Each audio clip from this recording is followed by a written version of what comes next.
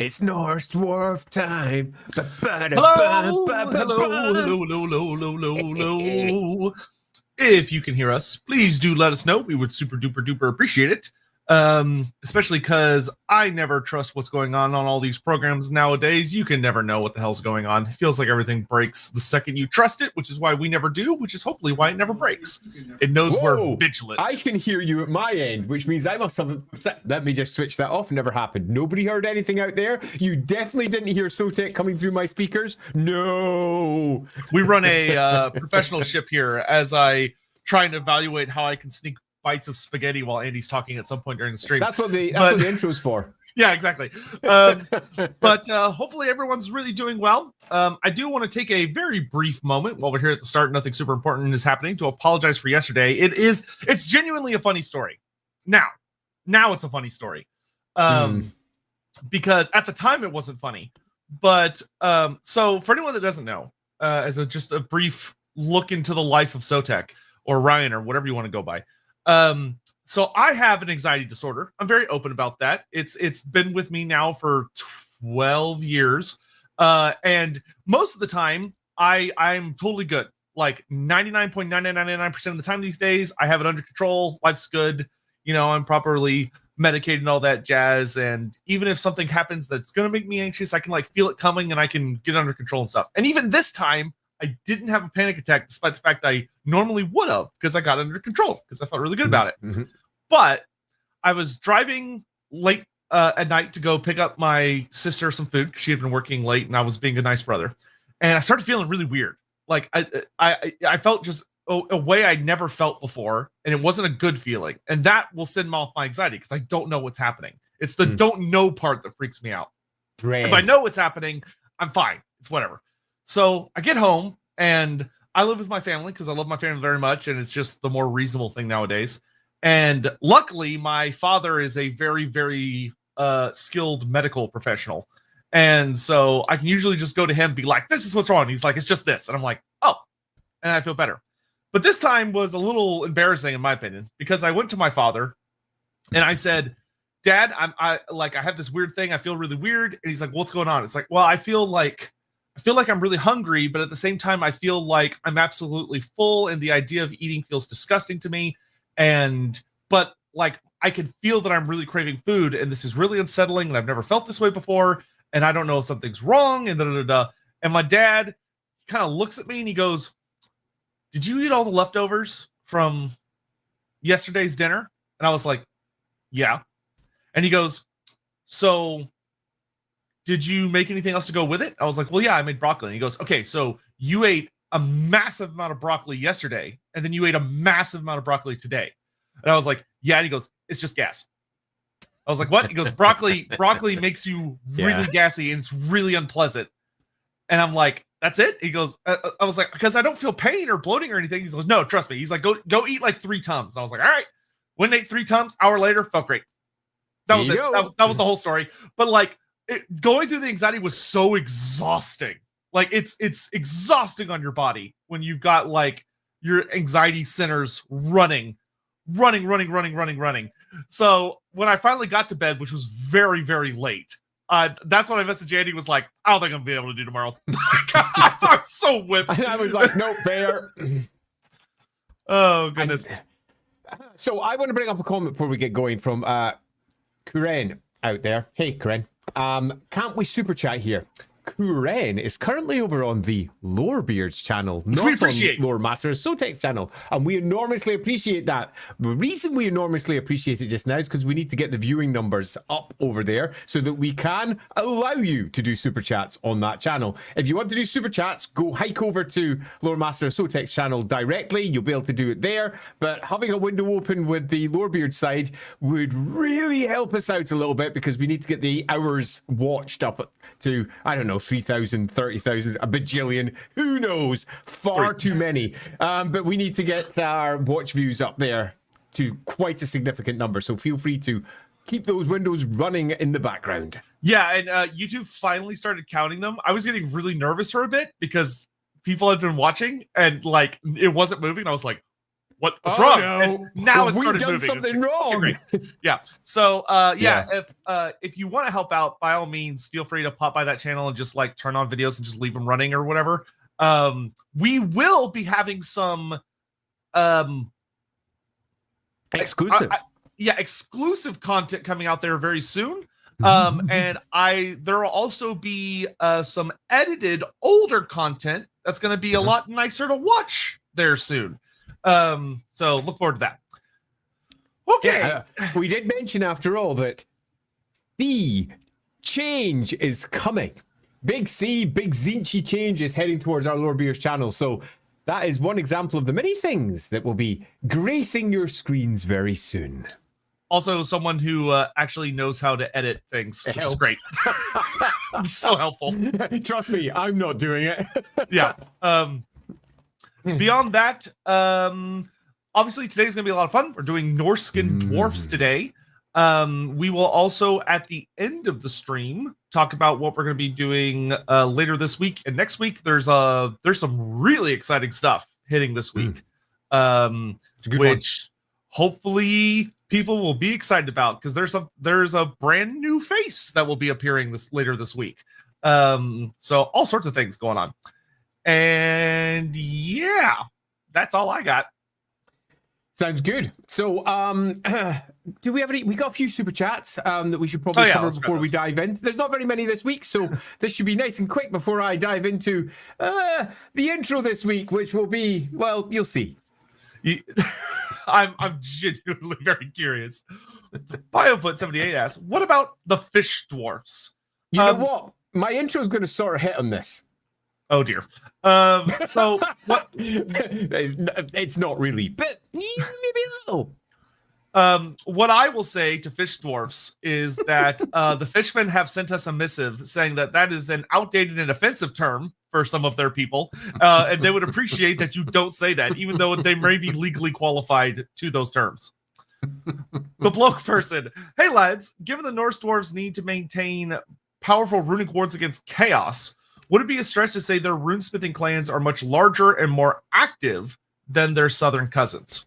I think we're going to have to cover some of this later because there is an assumption here that might not be the case.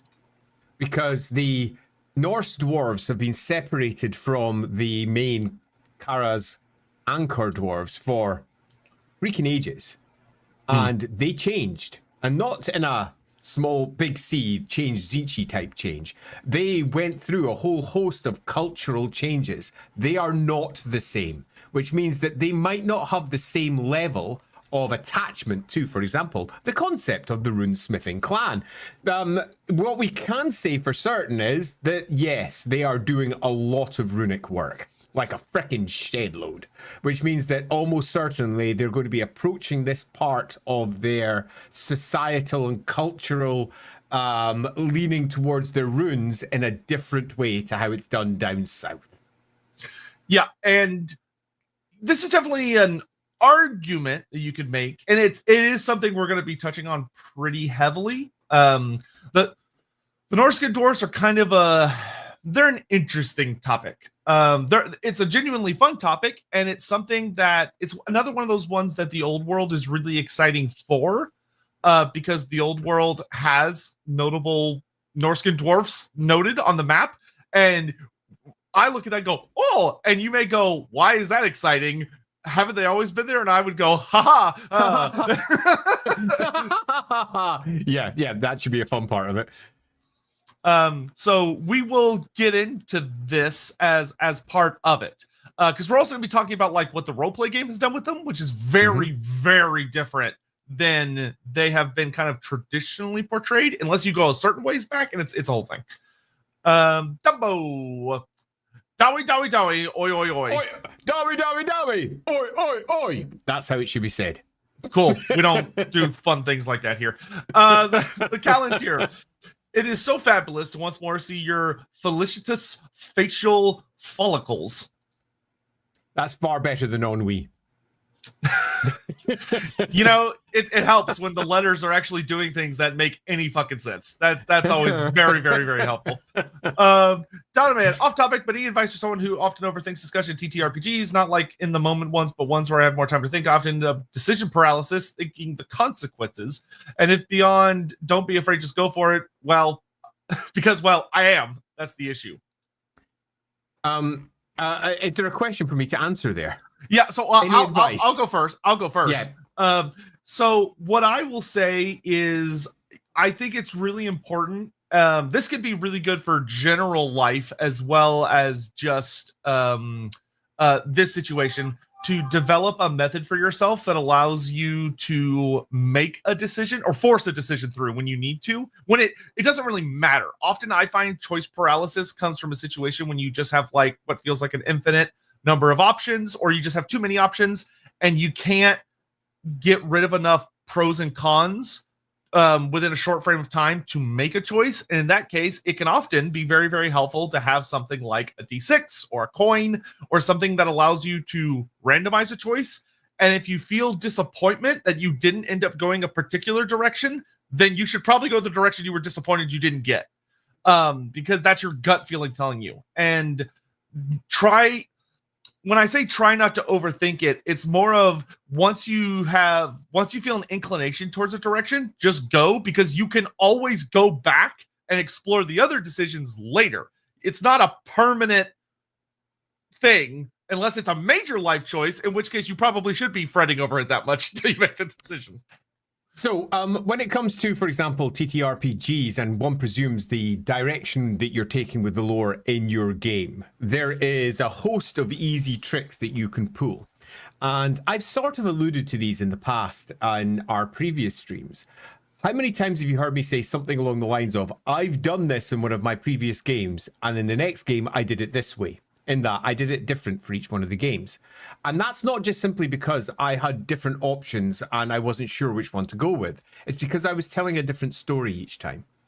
So if you're portraying a character, or if you're attempting to tell a story at the table, instead of looking at the lore and going, oh, what is the thing that makes the most sense? Go instead with, what is the one that makes the best story for the story I'm telling?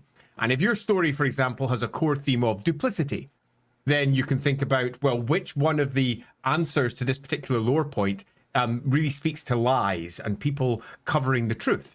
If your theme instead is love conquers all, a classic, okay, then you can take a look at the issue and say, well, how can I weave, for example, an emotional tale into this and make it make sense within that framework? Loosely, if you've already got an idea of the story you want to tell, its primary tone, its motifs, and its overall themes, then getting answers for everything suddenly becomes much, much easier. And I will give you a real world example of where I did this in a very different way, but it's the same thought process. Naming children. It's one of the hardest things that most parents end up coming up with if they actually think about things too much. If they are overthinkers, they overthink everything. So we limited it. We created a theme. I've got the same initials as my dad. Lindsay, that's my wife, has the same initials as her mum. So we decided that it was a girl, it would have Lindsay's initials. If it was a boy, it would have my initials. Suddenly, by siphoning down all of the choices into a very small group, it made it much easier to make the next steps towards decisions. Because it may not sound like I'm someone that's super indecisive, but when it comes to things like this, I am. But I'm 50. I have learned how to get over that by many years of practice and really hating dithering. So you might not know that from the amount I talk, but I don't like to dither. Are you ready to move on? You look like you're away in a dream world there. I was just checking some. Brock 6000, glad you're both well. Isn't it true that dwarfs, it should be with an F, have a hard time differentiating between elf cultures? If so, wouldn't the same hold for human cultures? No and yes. And the issue is not so much that they have difficulty differentiating between cultures. It's that when they encounter others, they often take them at face value, because dwarves tend to present their face. When they're upset, they show they're upset. When they're happy, They show they're happy. When they are sad, everybody knows they're bloody sad. An elf doesn't do that. Just doesn't. They are always putting on a face. So already there's a difference in culture. And when it comes to the other types of elves, they're often not expressing themselves in ways that say, I'm a wood elf or I'm a high elf. So thus the dwarves often get a bit confused. But that doesn't mean that they can't look at the one that's wearing green and go, yeah, that one's probably a wood elf. Because obviously they can do that. You'd be stupid not to be able to do that. High elves look like high elves. They wear white all the time with like blue trimmings and red bits and whatever. Gold all over the place. Where dark elves are wearing fucking blue and purple. I mean, who couldn't tell which one's which? And the answer is when they're wearing similar clothing and they're lying like they are prone to do, the dwarves have a deep difficulty differentiating one from another. And the same is for the Empire, where the Empire is just this big wash of different clothing styles. It's really difficult for them to pick out, you know, which one's the Middenlander, which one's the Reichtlander, where someone who comes from the Empire can easily go, well, he's clearly a Reichtlander. Listen to the way he talks. Look at the way he moves. That one over there is a Talabecklander. Look at the way he talks and moves. Completely different. So the answer is both yes and no. Yeah, ultimately, I would boil it down to think about how in our world, despite how much like information interconnected and stuff we all are, it could be really difficult to tell people apart from like certain ethnicities and certain like faraway places. Like most Americans, even if they're reasonably well educated and have traveled to different parts of the world, if you put a bunch of people from different places of like South and Eastern Asia next to each other, they would go, or even Europe, Europe. like which, you know, you would think would be the easier one. They would go, they all look the same, which would then get, you know, things thrown at them. But so dwarfs have the disadvantage of also being a different species, which means that a lot of the features that they look for towards one another to recognize differences aren't there necessarily when it comes to people. So I mean, how can you tell what someone's like if they don't have a beard? Yeah, exactly. And dwarfs also, so this is something that I think will be different in more modern writing, is that in older writing, like if you look at like the War of Vengeance trilogy, the dwarfs in there are treated much more monolithically to the point that they are kind of portrayed as not understanding the concept of there being like an offshoot group that is potentially very different, which for the book it works fine, and it's a great book and it's super fun and things. But because the author does a good job of making sure that it's not just that the elves fumbled a lot of things that led to the dwarves being like, all right, we're done listening to you guys about dark elf bullshit. But most dwarves, are probably going to have a really hard time telling different cultures and people apart unless they have spent a lot of time among those various peoples.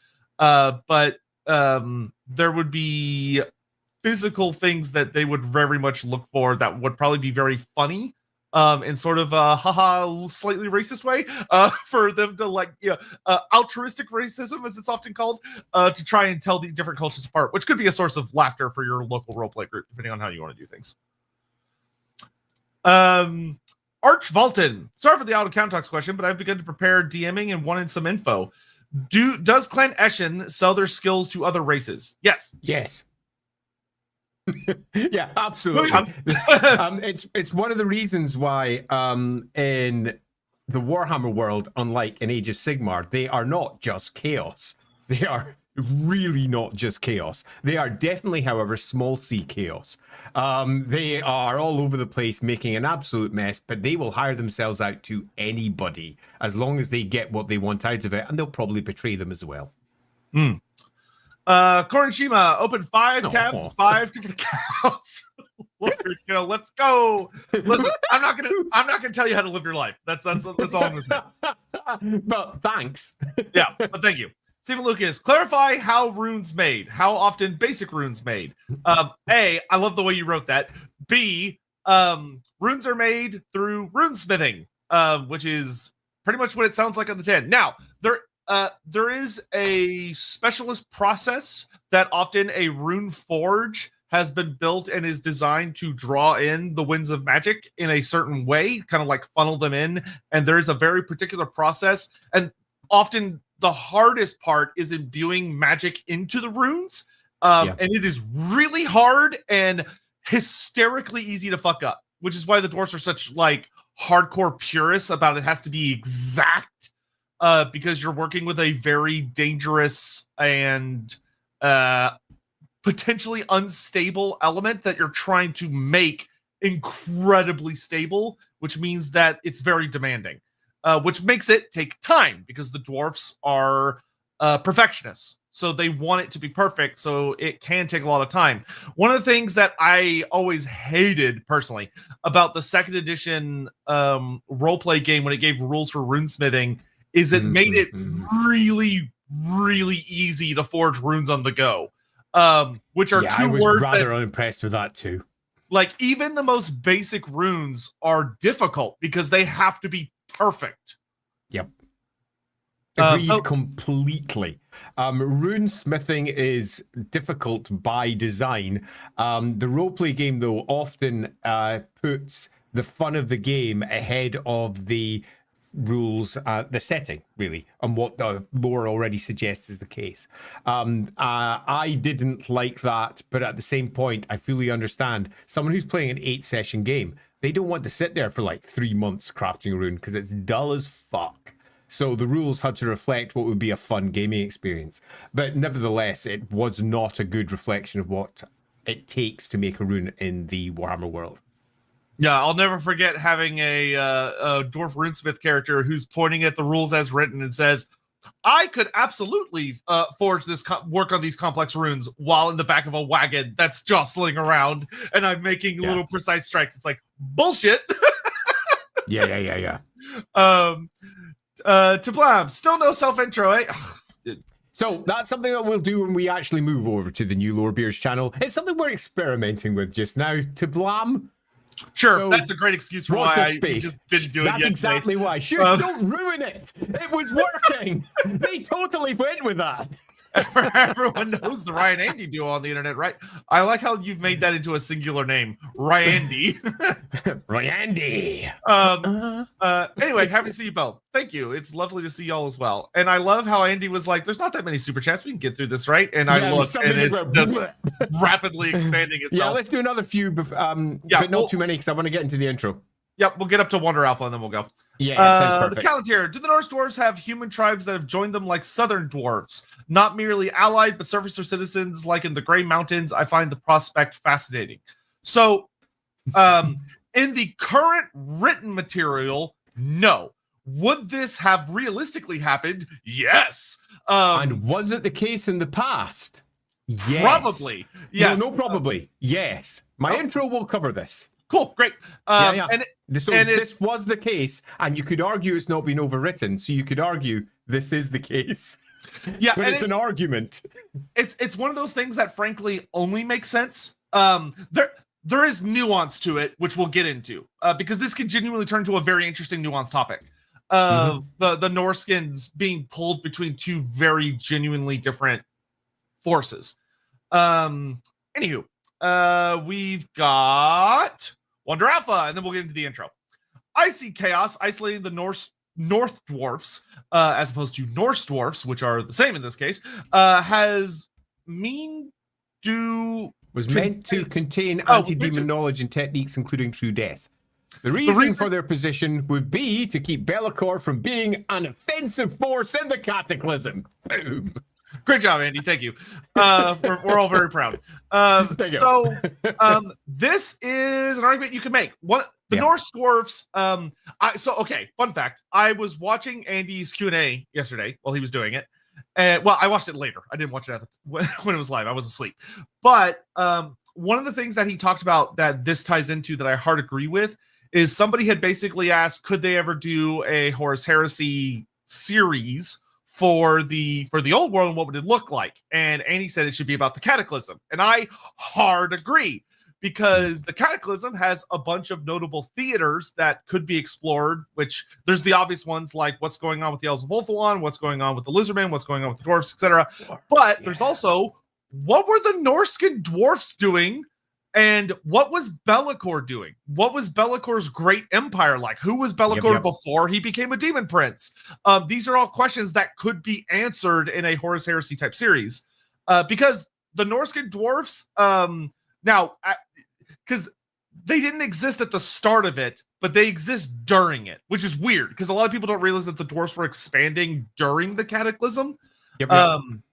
Which is hilarious because most of the time you read about them and it reads off like they sat in the bottom of their holds and then did nothing the entire time. And they did that for the very, very opening stage, which was logical. The cataclysm's a long time. Hundreds of years. And the dwarfs were expanding massively. So the idea that there were some dwarfs that went up into Norsca and developed a technique to combat Be'lakor's empire is not that crazy. No, it's not. It's not a crazy at all. In fact, I think this Wandering Alpha is not a bad idea. Sorry, Wander Alpha is not a bad idea. And that is as far as we'll get to get Andy's intro while I slurp spaghetti with my microphone. Go enjoy your spaghetti. This one's not going to be a frightfully long one, so eat quickly. But I know I've said this before and it's lasted for like half an hour. But this one is not a very long one because the Norse dwarves are one of those topics that Games Workshop often refers to, but never really details. Now, for those of you out there who've read entire screeds on the Norse dwarves, a paragraph here, 2 or 3 paragraphs, maybe even a page or 2, you might go, no, there's quite a lot. To which I will say, no, there isn't. There's quite a lot about their holds. There's not a lot about the dwarf. So where do the Norse dwarfs begin? As you know, I do like to go back to the beginnings so that we can take a quick tour through time to understand how the various parties have come to place over the course of time. The Norse dwarfs start in 2nd edition Warhammer. So that's the battle game, the 2nd edition. For those of you out there who know your editions, it's the box, the red box one with Warhammer, strangely enough, written on the front. It's not the white box, that's 1st edition. In 1st edition, the Norse were introduced, and Norsca was introduced. The idea of a great northern realm that was filled with Vikings. And that's pretty much all of the characterization they got. They were the human realms of the north that were filled with Vikings, not Chaos Vikings. They weren't chaos at all. They were just Vikings. They had a couple of extra descriptors. They were drunk Vikings, and they were subject to animosity in the same way that orcs and goblins were. And they were subject to animosity because they were all competing to have the best saga. And whenever they saw somebody else, they immediately went, maybe they're going to try and take over my saga. Turned around and they beat shit out of each other, just like orcs and goblins are wont to do in later editions of Warhammer. So in the early edition of Warhammer, the concept of animosity was not just a greenskin rule. It was a rule that applied in lots of different places. So in 2nd edition, Norse dwarfs were added to the Norse roster. So the army list for the Norse got Norse dwarves added. And they were not separate to the Norse. The Norse and the dwarves lived together as one group, in the same way that in the Empire, the halflings and the humans work together in one group. Yeah, sure, there's a halfling area, the Moot, but halflings are proliferated throughout the Empire, and any Empire army could take a unit of halflings, for example. And in this early version of the Norscan army, you would have Norse, dwarves and humans in the same army freely. And they all shared the same animosity rule. They all shared the same drunk rule.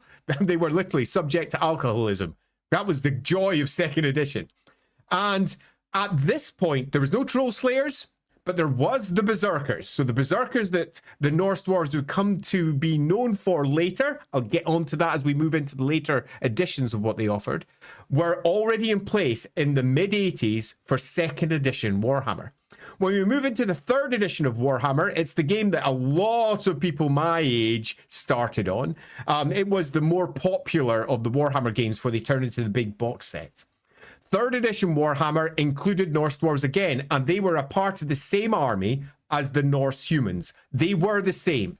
The details that were given for them were loose and not particularly deep, but what was offered was very clear. They lived with each other in lots of different clan and tribal groups. Some of them lived separately, some of them lived together, but In this early era of Warhammer, the Norse dwarves and the Norse humans were in the same army. So you had yourself your shapeshifters for the human side, and it wasn't just Ulfwerener, it wasn't just wolf shapeshifters, they had rat shapeshifters and bear shapeshifters. There was quite a variety of different troop types back in this early era. And the Norse dwarfs were your classic clansmen, some crossbowmen, and your berserkers. And when we hit 3rd edition, you got your Norse troll slayers as well, because who doesn't like to have your favorite punks with huge, massive Viking axes? Then 4th edition happened. So if you can imagine, we had a Norse army, which was just, we have Vikings and they're awesome. And we have dwarf Vikings too.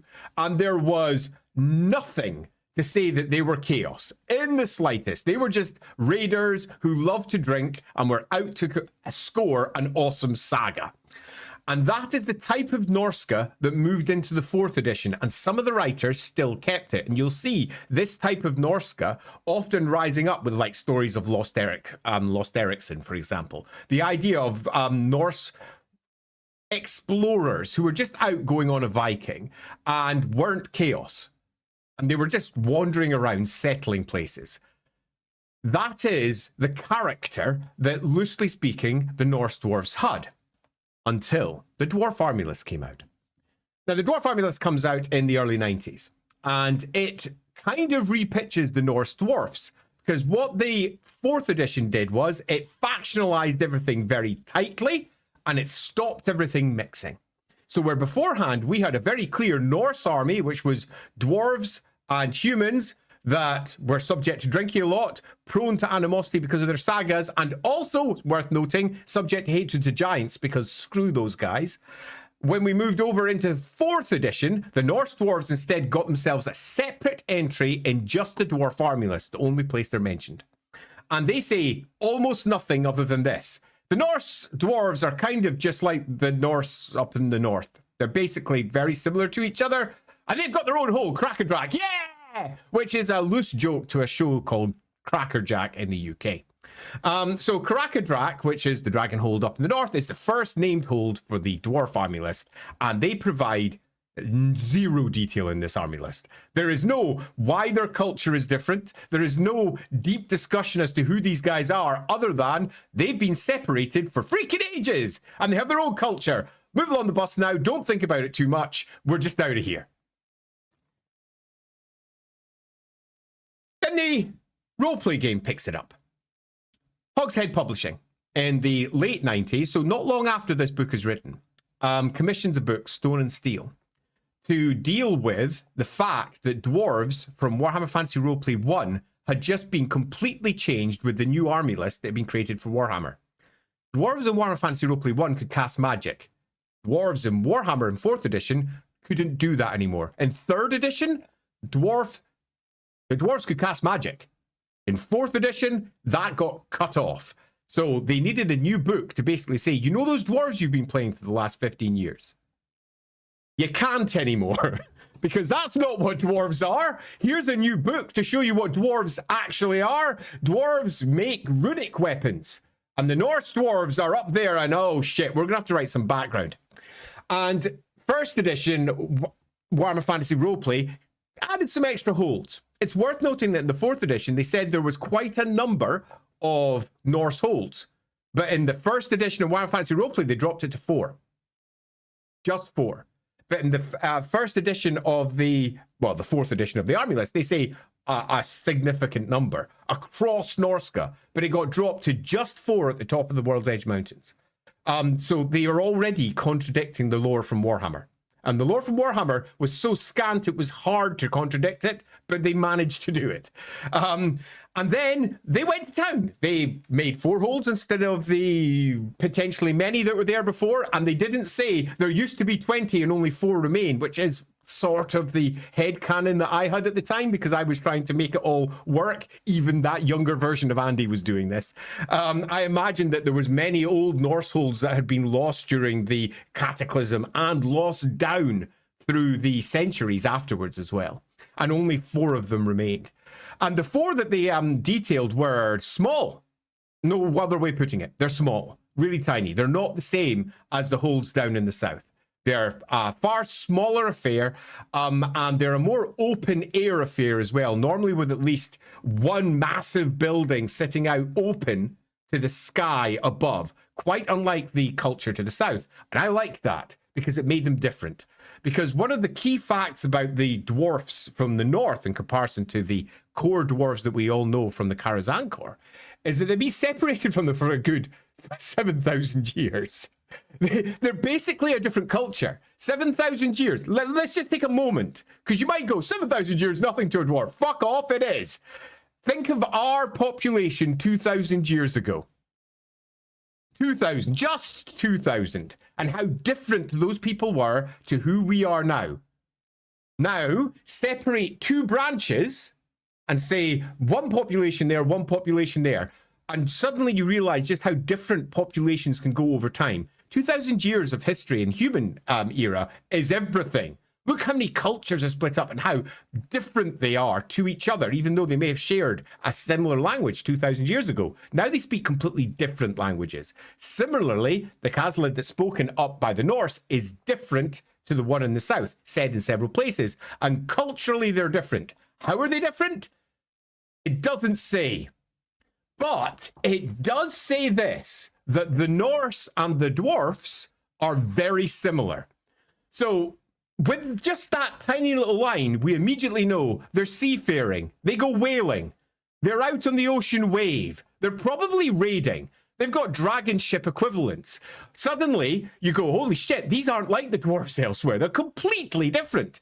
A small detail in the descriptions for their holds, because the only thing they really describe of the holds is that they use wood a lot. They've got buildings up on the top of their holds that are made of wood and stone. But even in their halls, a lot of it's wood paneled and wood detailed. Wood carvings are all over the place. The Norse dwarves are culturally completely different. It's not stone and steel for the Norse. There's a lot of wood in there as well. Take that as you will. So by 4th edition and 1st edition Warhammer Fantasy Roleplay, we've got a bit of an inkling that these dwarves are different. How are they different? They don't really say. What's the cultural differences? How do they revere the gods differently? Their ancestors? How do they manifest them? What are their temples like? What are they like as a people? What do they hold as special? All we have is they have berserkers. Yeah. This detail will be picked up later as we hit into 6th edition of the game, but we'll get there in just a second. So by this era, we've got Norse dwarves. They definitely exist. We've got Krakadrak inside the war game. And if we go over to the roleplay game, we've got 4 holds that have been detailed inside the roleplay game. The roleplay games give us a couple of extra details, a lot of wood, and they're just like the Norse. And they drop a detail that is very interesting because it's going to get sorely and repeatedly contradicted again and again later. And that is this. The reason for why the Norse and the dwarfs are so similar in the north. And the reason is because, here we go, you ready? Approximately when the Norse arrived, they got on really, really well to begin with. And then chaos sort of influenced the humans a lot. The dwarves went, we don't like you anymore, pulled away. But that was enough for them both to be completely affected by each other's culture. And they're basically the same. Yeah! Now, there's a problem with this. Because they date it in the 1st edition of the Stone and Steel, and they date it at minus 1500 IC, 1500 years before Sigmar's time.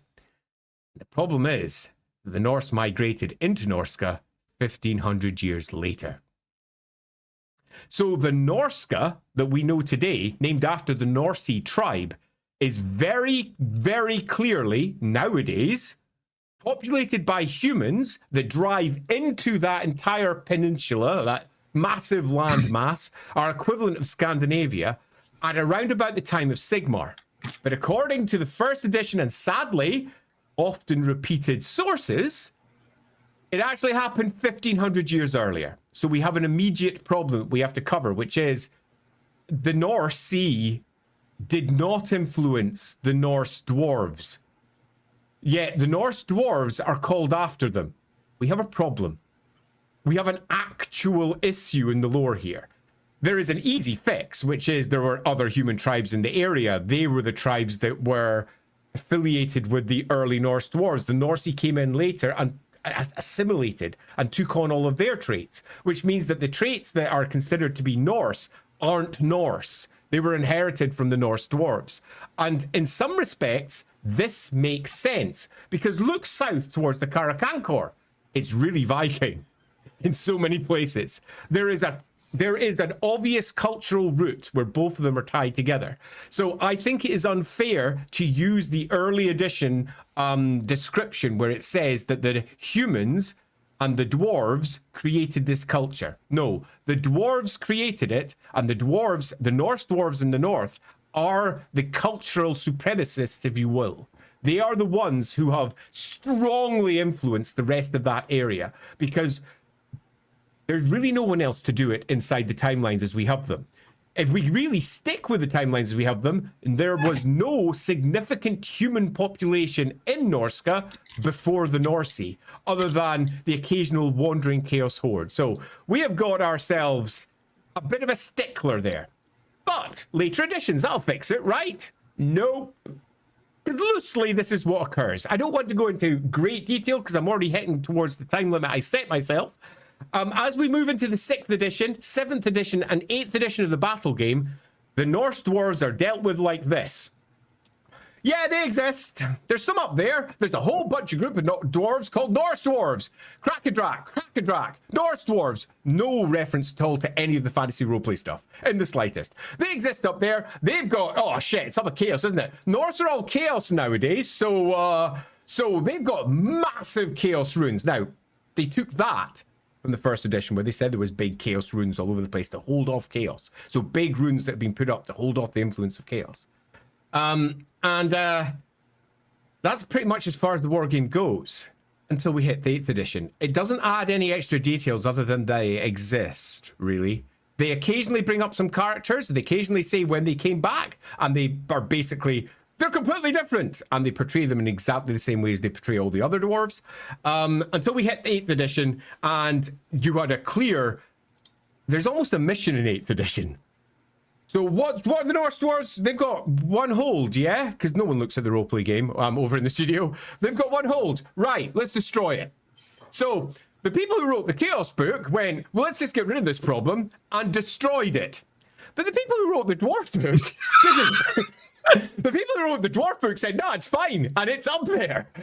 So we are left with a really weird position at the end of 8th edition where the hold is in this strange Schrodinger's box where it both exists and doesn't exist depending on which book you read. In one book, it has been destroyed and is gone forever, and Norse dwarves suck. We hate those guys. We've just got rid of them because no one liked them anyway. And if we go to the Dwarf book, they're like, no, Norse dwarves rock. They're still up there. They're doing their thing. Krakadrak is still up there. It's cool. The roleplay game came in afterwards and went, you know, all those things that were in 1st edition? Yeah, we're just going to rewrite those. We're just going to put them straight back in again. And we're going to say that thing that happened with Krakadrak, that happened, and they've come and repopulated it. There we go. Job done. Woohoo! I rock. Which brings us up to loosely today. We've got ourselves a bunch of dwarves that were initially created to be a companion species to the Norse.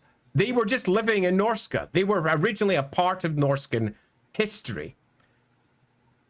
That, however, had to change because when we hit 4th edition and really later, not so much 4th, because Norsca was still Vikings up until almost 5th edition 6th, where they went, oh no, shit, it's really close to the realm of chaos. Let's make them chaos. Woo!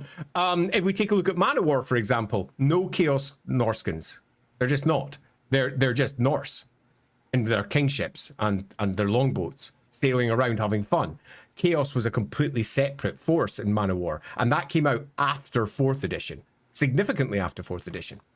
In the later editions of Warhammer, they realized that there was an issue with it being up north, and to some degree, the roleplay game got ahead of them on that one because the roleplay game very much says they're really far north. Chaos is a problem. They were isolated by chaos for freaking ages.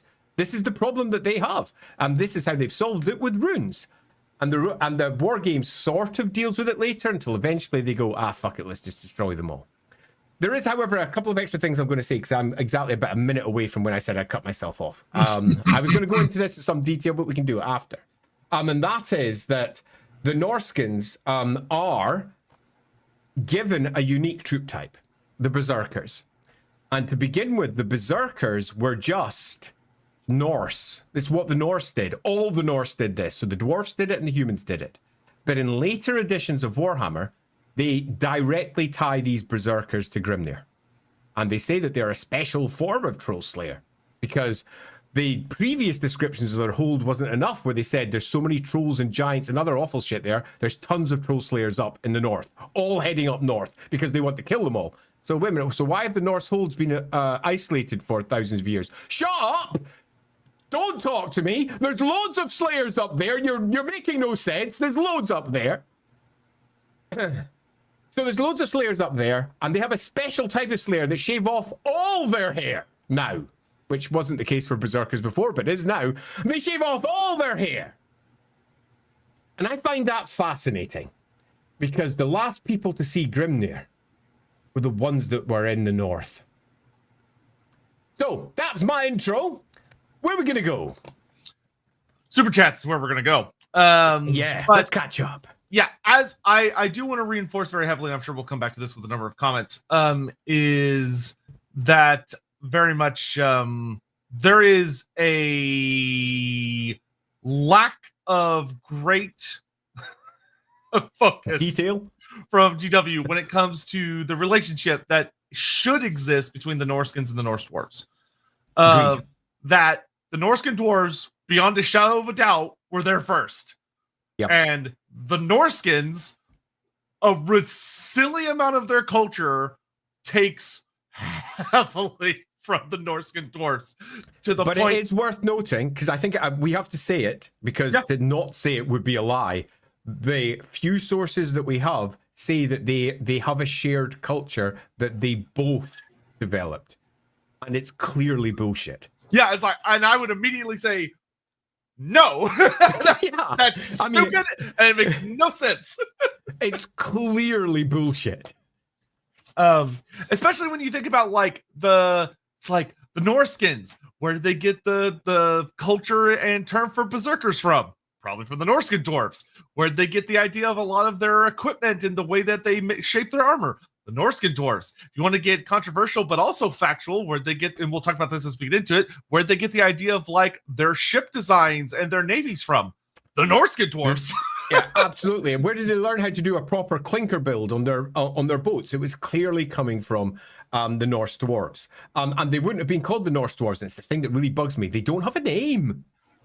Yeah, What's their name? One of the bizarre things is that, so for anyone that doesn't know, Koslid is a language that is one of the best developed language, which is not saying a lot, but it's one of the better developed languages in Warhammer Fantasy.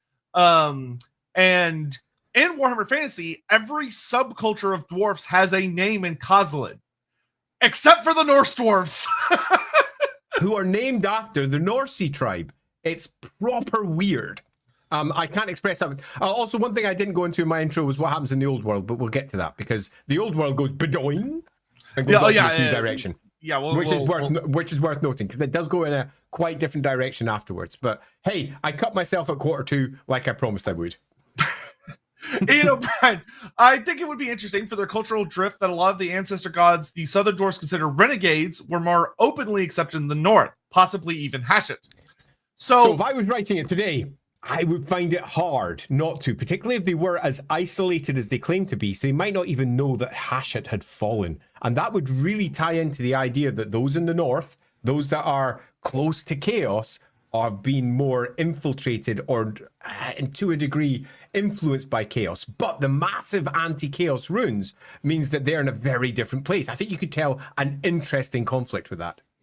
Yeah, I think there would be this would allow for a really unique situation that would be like one of the only places in the world where theoretically the original beliefs of and stories of Hashut have remained unviolated. Yeah, due to unique the ancestor god of kingship, right there. Whoa. Yeah, because for anyone that doesn't know, it's been getting quite a bit of development in AOS, which we will do an episode on when the time is right, once the books are out and everything. And once we could get our hands on the books, because getting a book is impossible at the moment. But because that Chaos Dwarf stuff sold out immediately. But in any event, yeah, hard agree. Yeah, it'd be awesome.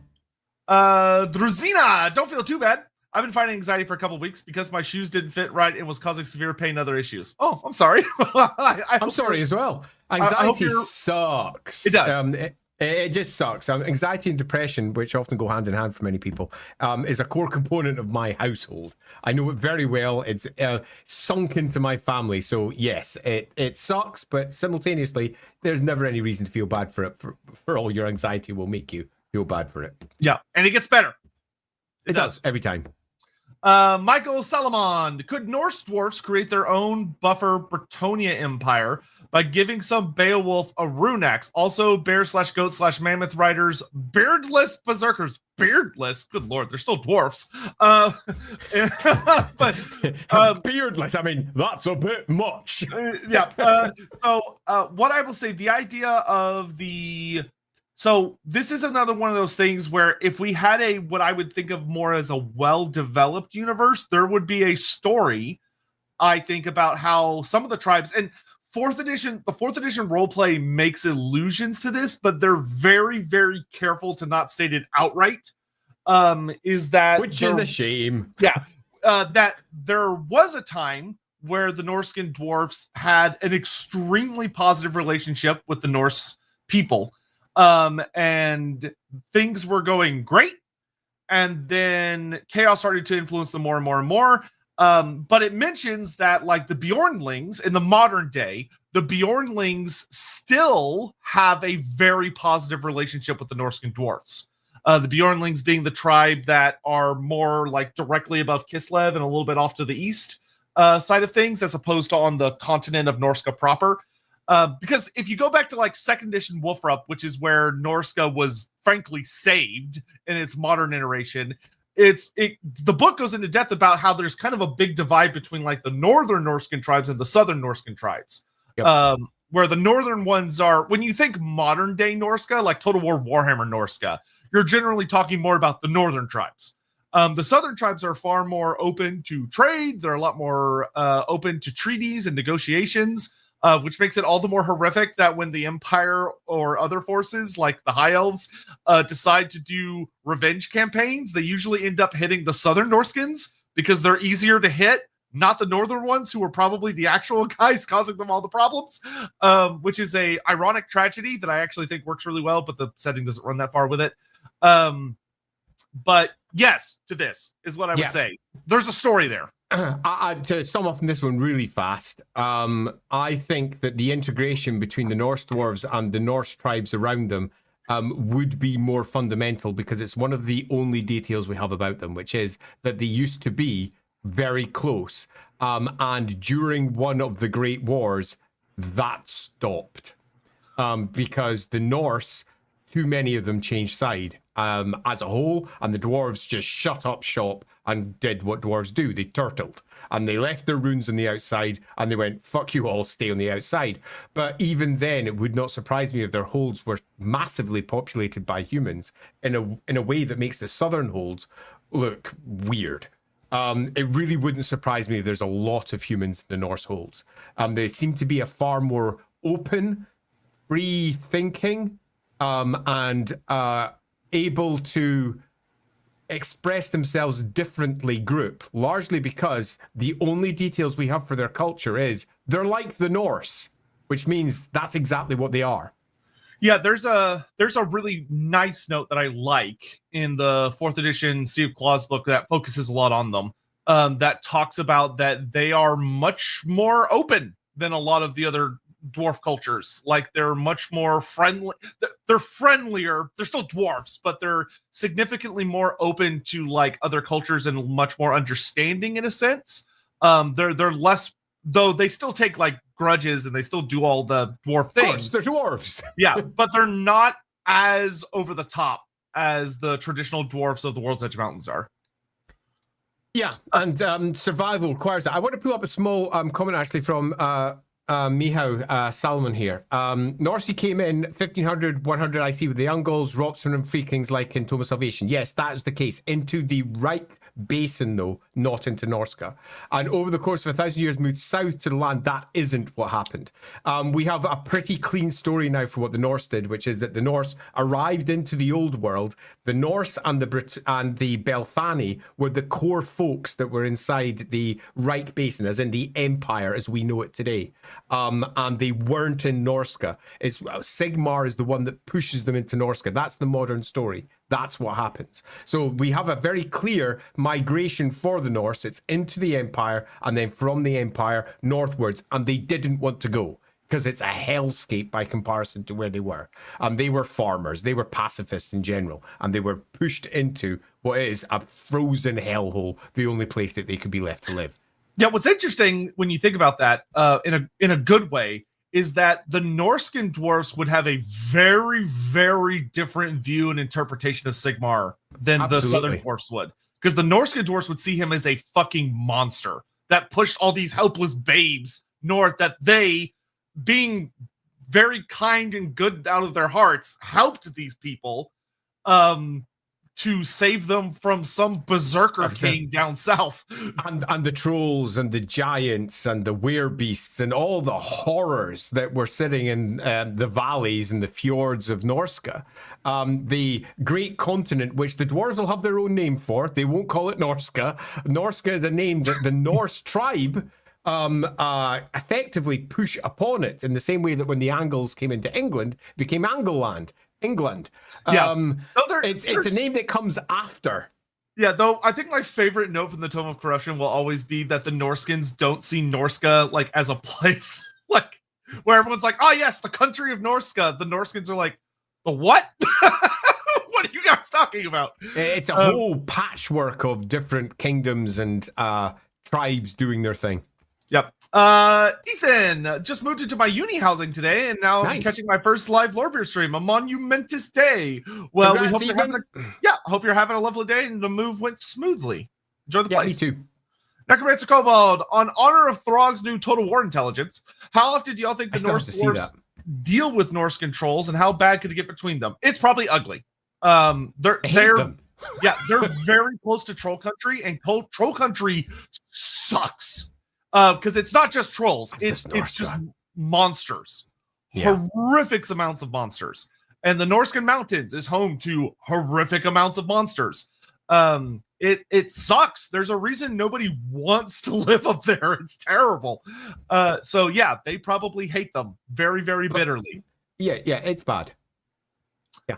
The Callantier, how to Norse dwarf therapists treat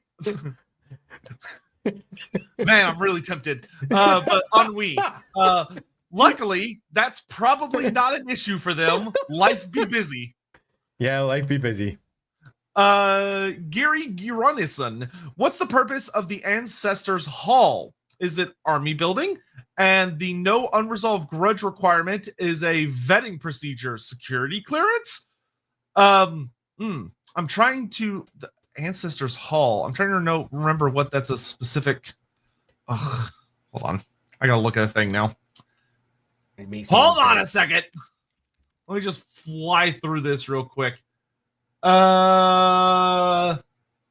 Is that something specifically mentioned? Hey Gary, if you're still sitting in the chat, give us your reference, because there are so many little bits. And Ancestor Hall is such a vague term that I'm not sure the specific one that it's going for. Yeah. Just drop I read it, or I saw it in this book, and that will be enough for me to laser focus in on it. Just because that's such a broad term. So I will be on the lookout for that. We'll be on the lookout for your follow-up comment, Gary. Thank you. Dinoman, given the regular dwarfs have a Yorkshire accent, and I think Albion have the Scottish dwarfs, I propose the only logical conclusion: Norse dwarfs is Geordie from Newcastle. So Dinoman, I would much prefer that my Norse dwarves sounded like they came from a Scandinavian country.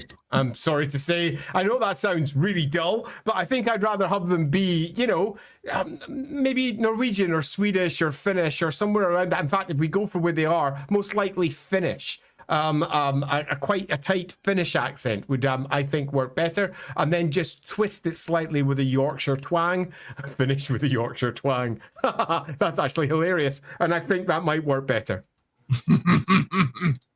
Dominic Lynch. Hi, what's your thoughts on Albrecht being able to summon Oceanids with his link to the sea god? Sure. Fine. Yeah, it's fine. Yep. I have no issue with that at all. Makes sense to me.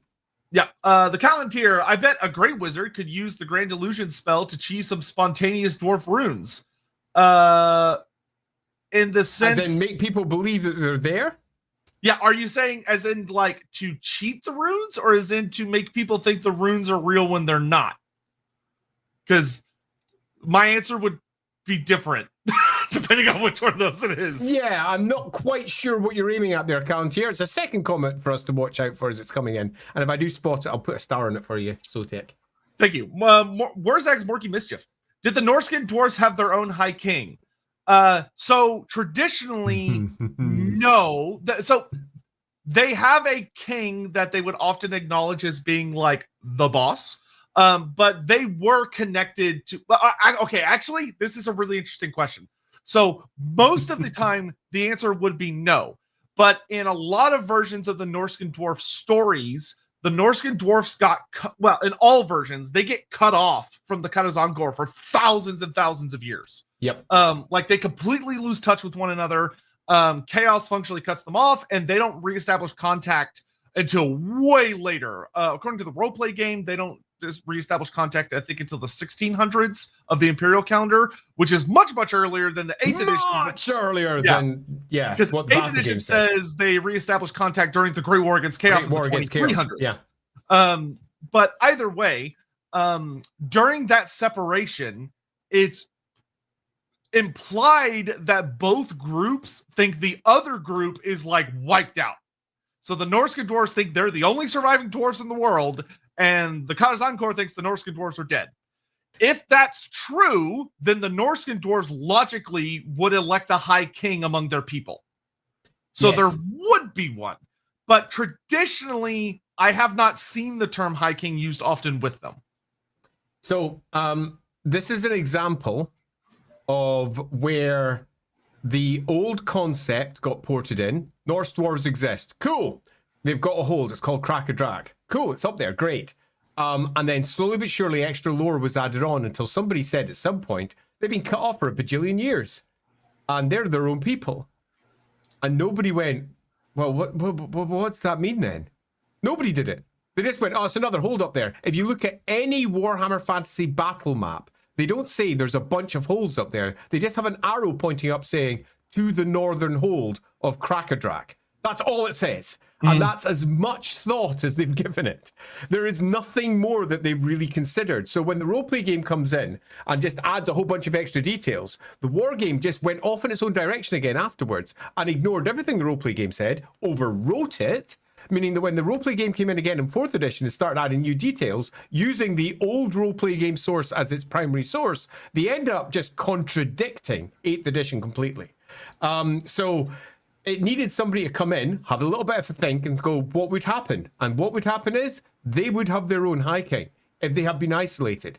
But if you want a real answer to this, they of course knew that they were still going on down there. It's not that far. Yeah, there's been so much communication going up and down through those passes. There's been let's be blunt here. Cathayans pass through there, like, all the time as they're doing their big, huge trips across the north down into the old world, and have been for over 2,000 years. And as they go through those holes, they pass by the Norse dwarves going, hiya! And then they don't go, hey, are you related to those other dwarves we're trading in to the south? No, they're all dead. All right, gotcha. That's not how communication works. Yeah. It's a nonsense of a story that doesn't make any real sense when you consider the reality of the trade links and the way that all of these various peoples have been talking together for thousands of years. Why do they believe everyone in the south is dead? What is their reason? Did they go? Because if they went, they found out that they weren't. Yeah, there's this, it's bizarre because, like Andy said, it's especially because Karak Vlag was around until the Great War Against Chaos, and it's really close by. You just walk across Kislev, and the Kislevites have been around for a hot minute. who would have been talking to the dwarfs going, are y'all like those other dwarfs that are like in that hold right next to us? I have to bring this comment up because I literally said this behind the scenes once.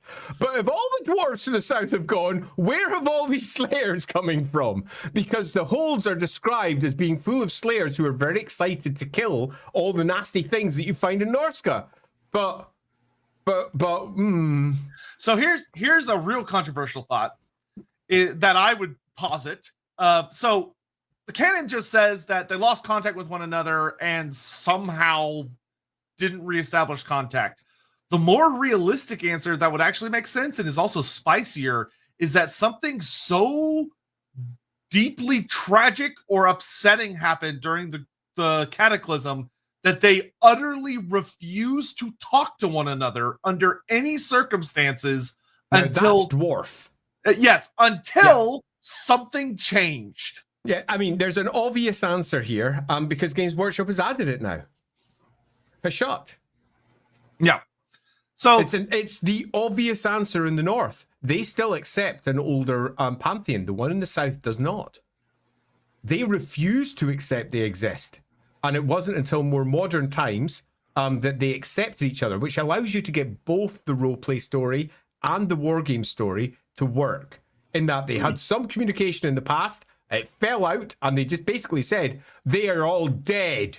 Every last one of them is dead. And in the north, they went, they're all dead. Every last one of them in the south is dead. And it was the great war against chaos that bound them back together again as they went, fair enough, we needed each other's help. Should we readdress this from the last 1,000 years ago when we last tried and fucked up? See, we could get ourselves a good, solid, stubborn dwarf story building here. And the obvious one is the pantheon and how they view their ancestor gods. And it doesn't need to be a shut. It can be any of the ancestor gods. It can be almost any story at all. For example, Grimnir. No, Grimnir's bald. It could be as stupid as that. Okay, yep. Grimnir shaved off all his hair when he went north. No, he didn't. No, he didn't. And the entire Slayer cult goes up in arms. Nope, you're dead to us. Not you're dead to us. I mean, it's stupid, but sometimes dwarves are ridiculously stupid, and with some good writing that could work, because we already know that there is a social difference there, because it's been written into at least one place, and that's that the Berserkers are following in Grimnir's footsteps and shave their heads entirely, so they're doing something different. And whenever there's a cultural difference, you've got a potential for conflict, particularly with dwarves who hold deep abiding grudges, particularly when it comes to their ancestors, because Grimnir's his ancestor and her ancestor and your ancestor up there, I don't even believe it's your ancestor. And suddenly it turns into a stupid argument. Yep. And that covers the fact that there's no communication, because there would have been.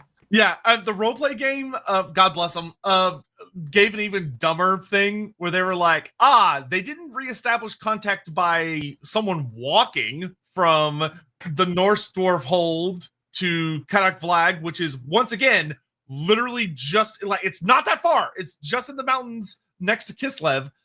Instead, they said, oh no, a boat left from one of the Norsca dwarf holds and went tracking all the way around the old world and showed up in Barakvar. It was like, hey, what's up? And that's how they reestablished contact. It's what? It's bullshit. It's genuinely one of the most ridiculous holdovers from previous editions that no one has gone, oh, wait a minute, that doesn't make any sense, and fixed. And it's an obvious bullshit story for anyone that looks at it. Yeah, I am sincerely hoping the old world will fix that. Me too. It's a pretty open goal. The old world has got the old world's already taking steps in that direction, and I rather hope that they're going to basically say they're all at one and talking to each other throughout the course of this in some fashion or another. Yep.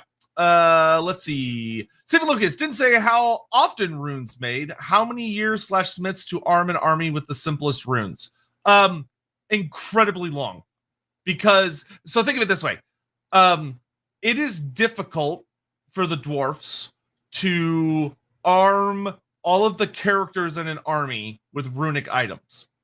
To arm every single dwarf in an army with even simple runes, like just like the rune of like the rune of stone, smiting. Rune of smiting on their axe. That would take ages. It would take ages. Yeah.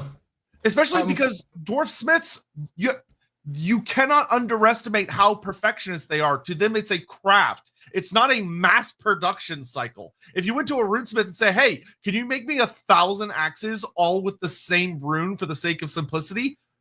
It breaks the rule of 3, which basically means that runesmith will look at you and go, how fucking dare you insult my craft and the craft of my ancestors by making such a petty demand of me? Yeah, bring up the little one there from Mornington as well. The ruling of pride makes it very hard as well because you can't have multiples of the same design. It's one of the reasons why you don't have an entire bank of, say, I don't know, iron breakers, deck top to toe and Gromrel, all bearing the same rune, because the runes spark, clash, and basically blow up. It's not just a matter of can you do it in a good time. It's a matter of what are the repercussions. Because weapons that are the same or close to each other, armors that are the same, talismans that are the same, cause massive magical backlash against each other. It's basically like trying to push two magnets together.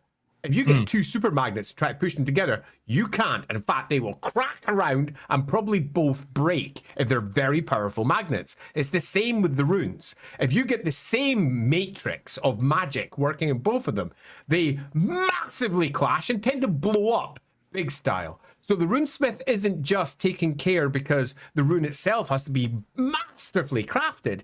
They're taking care because they have to make sure that what they're making isn't going to blow up their king, or their thanes, or whomever else might be in that hold, or it might go to. They have to do investigation, research, make sure that what they're making is unique, interesting, and important, and not something that's going to cause an enormous amount of damage, which will go back to him.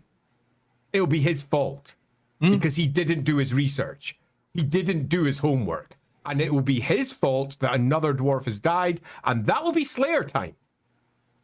That is deeply dishonorable. It's much more than just it takes time to make it, which it does.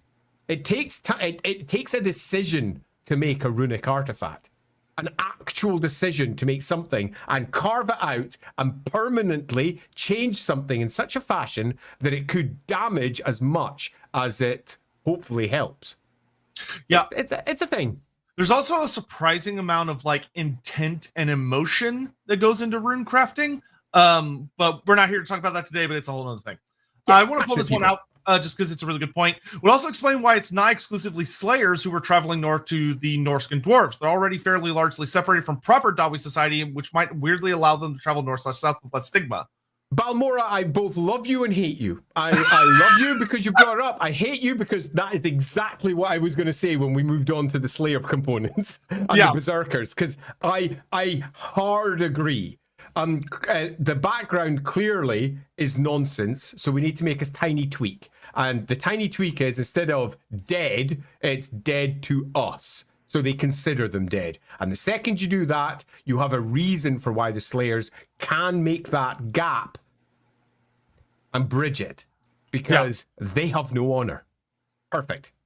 All right. And we're going to go until no later than 1:30, then we're going to be back in the discussion.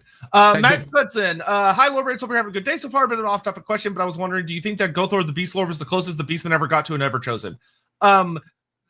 You could make that argument, and I think it's a fair argument. Original Gothor, yes. Unemphatically, without a shadow of a doubt, yes. Gothor got heavily nerfed, to put it bluntly, as he got older. Like, literally, if you go through the Beastman books, every edition following his introduction, he gets weaker and weaker and weaker. Because original Gothor was basically an Everchosen. He's an uber god tier shaman that's also a super badass fighter riding a big monstrous chariot that is favored by all of the dark powers. Like, he's a monster. Yeah. But you could still make this argument for Gothor. Though Gothor has a really fun story. I hope we get to do a Lorebeards on him at some point. Agreed. Charles CK, Norse plus dwarves living together. There's halflings and dwarfs who are born in and live full time in the Empire. Are there real imperial elves too? Yes. Well, yeah, kinda. I think would be better because they're so long lived by comparison and they hold on tight to their culture. There are very few elves that are born into the Empire as imperial citizens. Very few. Most of them that would be born there would be born inside an elven enclave. within one of the existing cities, like Elven Quarter within Marienburg or within Altdorf or Nuln or something similar. And they hold tight to their culture and customs and would consider themselves to be from, for example, Ulthuan, even though they were born elsewhere, because that's what they think of themselves. They're Ajurani. That's what they are. So kinda. So they are. I mean, the Empire would consider them citizens because they were born there. And they would expect them to pay taxes and do all the rest, but there's always going to be a weird diplomatic thing going on there. Yeah, the only city I can think of where this is like examined is there are elves that seem to have pride in where they were born is like Marienburg. Like the Marienburg elves have much more of like a unique culture compared to what you'll find elsewhere. But Marienburg's also got a long history with elves. Yeah, and it's also worth noting, it doesn't really, it's quite short in the greater scheme of things for elves. But it's also worth noting, it's a first edition book that all that's based off of. So that's standard. Oh, yeah. In the first edition, that sort of thing was common. Would I have expected that to be rewritten in a new Marienburg book? Yes. I would have expected them to hold on to their almost nativist family and princedom cultures. And any claim that they are tied to Marienburg would be exactly that, classic high elven politicking, pardon me. Yeah, it'll be interesting to see because rumors are that one of those books will be coming out soon. Better be coming out soon. It's been going for ages. Yeah, I know. If the world is the physical body of a god, interesting. Okay, like some Warhammer religion poses. Does that mean obsidian is formed from its cooling blood? Is that why it is anti-magic? It's some sort of blood magic. You could take that argument if you wish, because ultimately that is where obsidian comes from. It comes from it's volcanic glass. That's exactly where it comes from, and it would be cooling blood. And if you wanted to say that the world was in fact some great world spirit, elves kind of go down that route in more than one place as well. Ties through to how they're handled over in 40k as well. If you look at the Exodites, and we all know they constantly cross-pollinate. So yeah, you could do that, and you could build a really good story off that. And I see no reason why you wouldn't. There is a question here, and I think more interestingly, the question is, why the fuck is obsidian anti-magic? I mean, why? I mean, it's nothing that special if you actually look into what obsidian is. So why is it? And the answer is there's an answer. That could be it. I have my own theories. It's not this, but this is it's not my theories either. But that works. I'm not going to rubbish a good theory. It's a good theory. I love it. Cracker Barrel. It's Cracker Track. That logo change, man. Terrible. Terrible. Cracker Track. You know what it was? It was when the hold fell and the hold got redone and they changed the banner. I can't believe they commercialized. Stephen Lucas on Belly in Marathi 2 YouTube comment, like Belly. Who's Belly? What? Bellicor, perhaps? Oh, Bellicor? Probably. Bellicor was once Complaint was making a soul factory for self-perpetuating chaos feeding engine, but unexpected vortex ended Sedge and Bellicor took the blame. Man, so this is like code speak. So on Bellicor, from the comment in the Marathi YouTube video, so there was clearly a comment over there that was referring to this. Bellicor was once complete, or was making a soul factory for himself. So he was building himself a soul factory to empower himself exceedingly powerfully. But the vortex went and ruined it all. And thus, Bellicor takes the blame for that. So that would entail that the soul factory was being created for all the gods, and Bellicor was ruling over it. Oof. Sure. All of that would potentially work, except for one component, which would be that Bellicor actively moved against the other major Chaos Gods. I would say this does not fit Bellicor's character, is what I would say. Yeah, he actively took control, and he actively went effectively to war against them and ignored them. And he supremely ignored them. Yeah, totally. Newger. First time catching you guys live, and I probably butchered that. Apologies. And thanks for joining us. Lovely to see you. Currently running a campaign about Averland's electoral crisis post Marius Lightdorf, and I need good lore sources. Oh boy. So I would actually, there's a book about this, 2 books actually, about this incident, which is The Swords of the Emperor. which is about good old Kurt Helborg and Ludwig Schwarzhelm dealing with this issue. And it ends up being a very dramatic story that nearly causes a severe, very severe diplomatic incident that could have potentially led to maybe civil war, if not outright the destruction of part of the empire. And it involves a big chaos cult that is very deeply interwoven itself into imperial politics, and it's not a Zinch cult for once, which is fun. So I would, if you want like a good lore source for this and having fun with it as a story, I would go read those and maybe take elements of that story and incorporate it into your Wolfert campaign, because it's a big fun mystery and there's like special characters involved. I'm going to offer something I never offer: Warhammer Fantasy Roleplay 3rd Edition. We oh don't wow, go there you into go. 3rd Edition very often, but Warhammer Fantasy Roleplay 3rd Edition's got a book called, it's not the most original name. Are you ready? The Enemy Within. Now, The Enemy Within in Warhammer Fantasy Roleplay 3rd Edition at all. has literally nothing to do with either The Enemy Within the novel or The Enemy Within the campaign from Warhammer Fantasy Roleplay 1st Edition and 4th Edition. It is a standalone book with nothing to do with either of them. It just shares some themes. But a good chunk of that book is set in Averheim. And it's post all of this nonsense. So you're going to get quite a lot of interesting snippets from there. There you go. Gosh, that's an unexpected source. I don't bring that one up very often. I think that's the first time 3rd edition has been given as a source on Lorebeards. As a good source too. Yeah, I mean, 3rd edition's got tons of great stuff in it. It's just unfortunate that most of the stuff in 3rd edition is just repeats of stuff in other editions.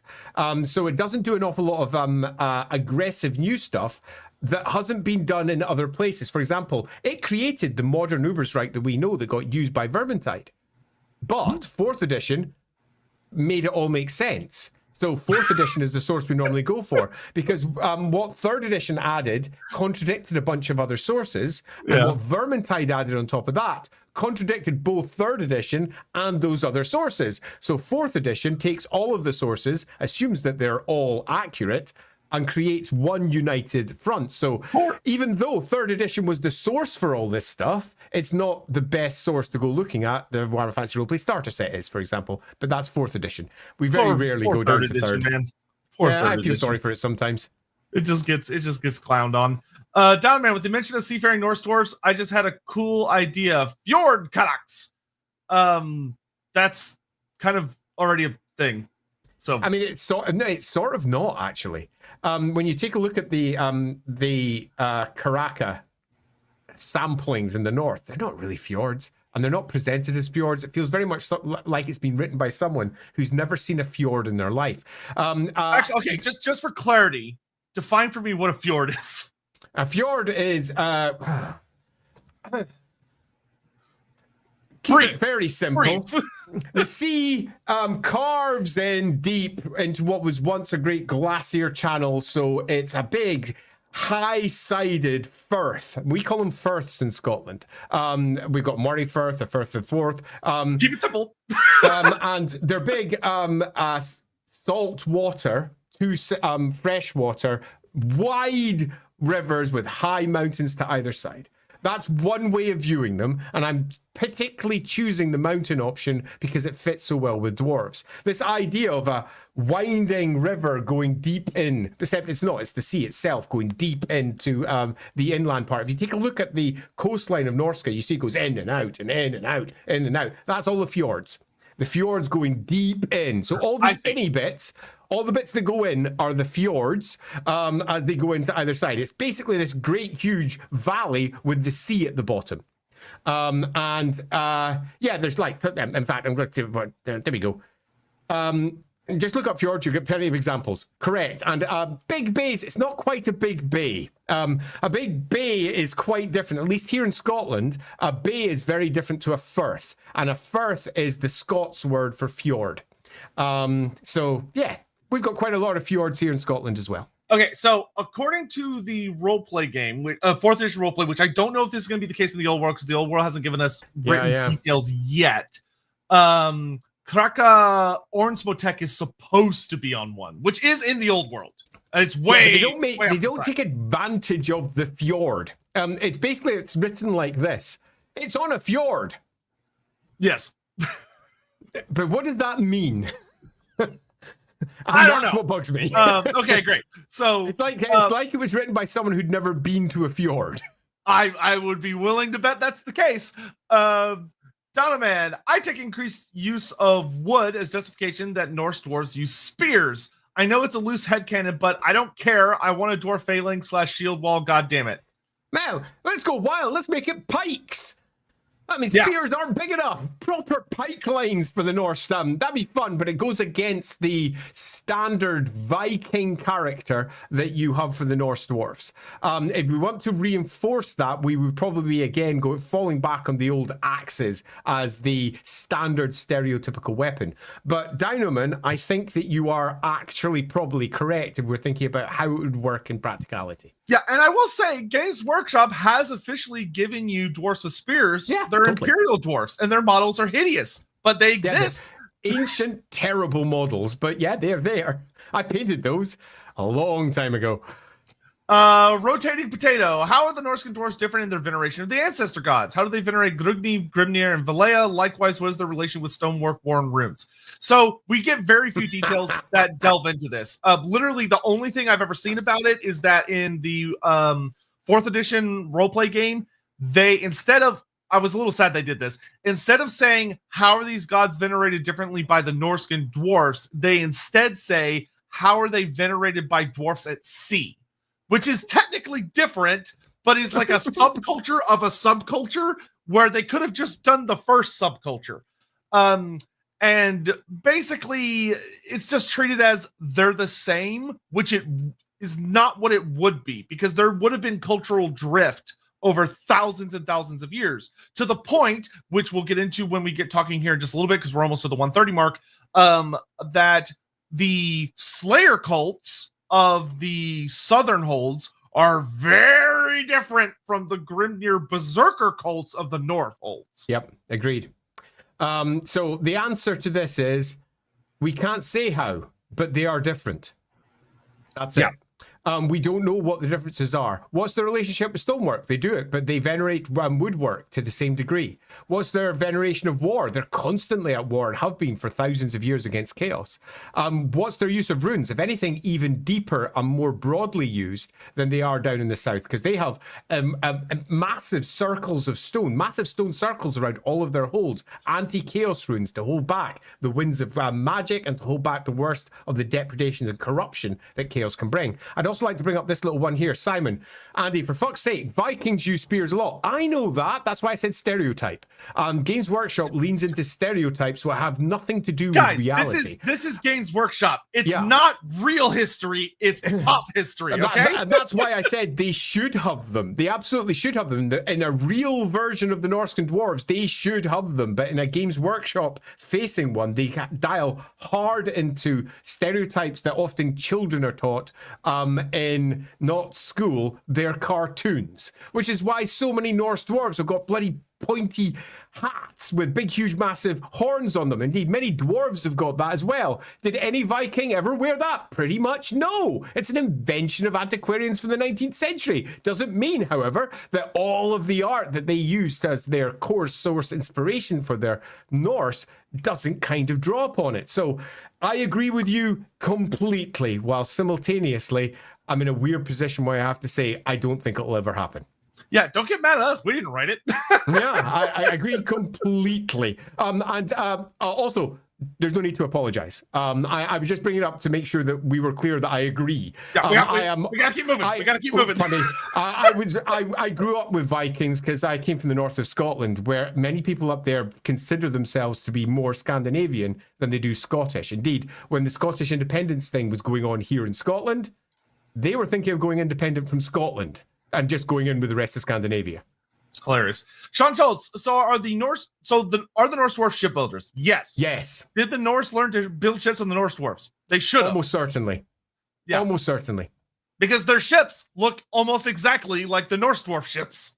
Mm-hmm. And the Norse dwarfs figured it out way earlier. Yeah, and if anything, the Norse dwarves have got more backward ships than the Karazankor down to the south.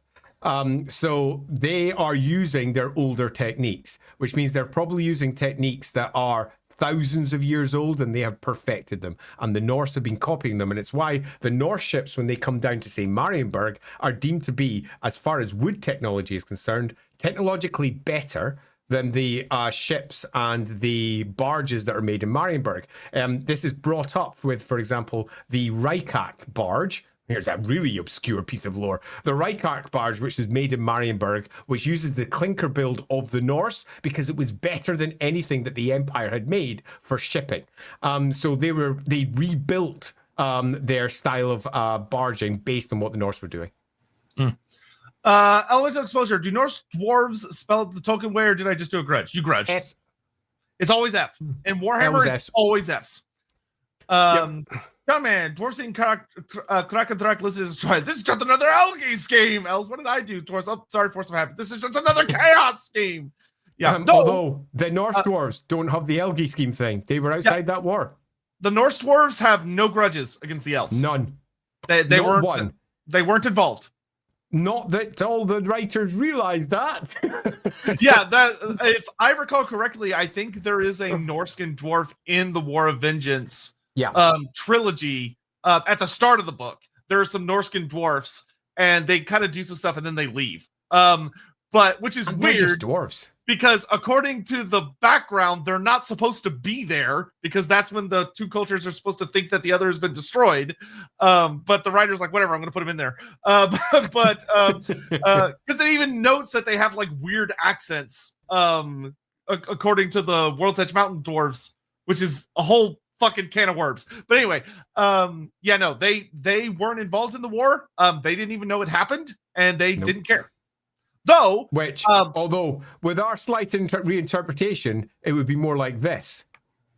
They say, and they claim, where in truth, they were fully aware of that war, and it's their own foolish fault in the south.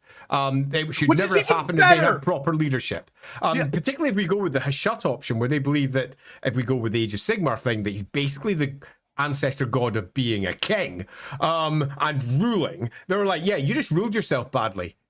You abandoned the ancestor god who would have seen you make correct decisions. You're freaking idiots. The whole War of Vengeance is your fault. It's almost certainly the War of the Beard. Spicy! That would make them angry. I would see it very much as the Norscan dwarfs sitting back and doing the classic dwarf thing of just being very self-satisfied and just tutting. Knew it. Knew those southern dwarfs couldn't hold on to an oath. Nope. Yep. They're backstabbing liars to the elves just like they were to us. Yep. 100%. And I could see I could see deep and abiding grudges sitting between North and South that have become so deep as this millennia pass that they do quite literally refuse to accept that the other one even exists. Yep. You just don't bring them up.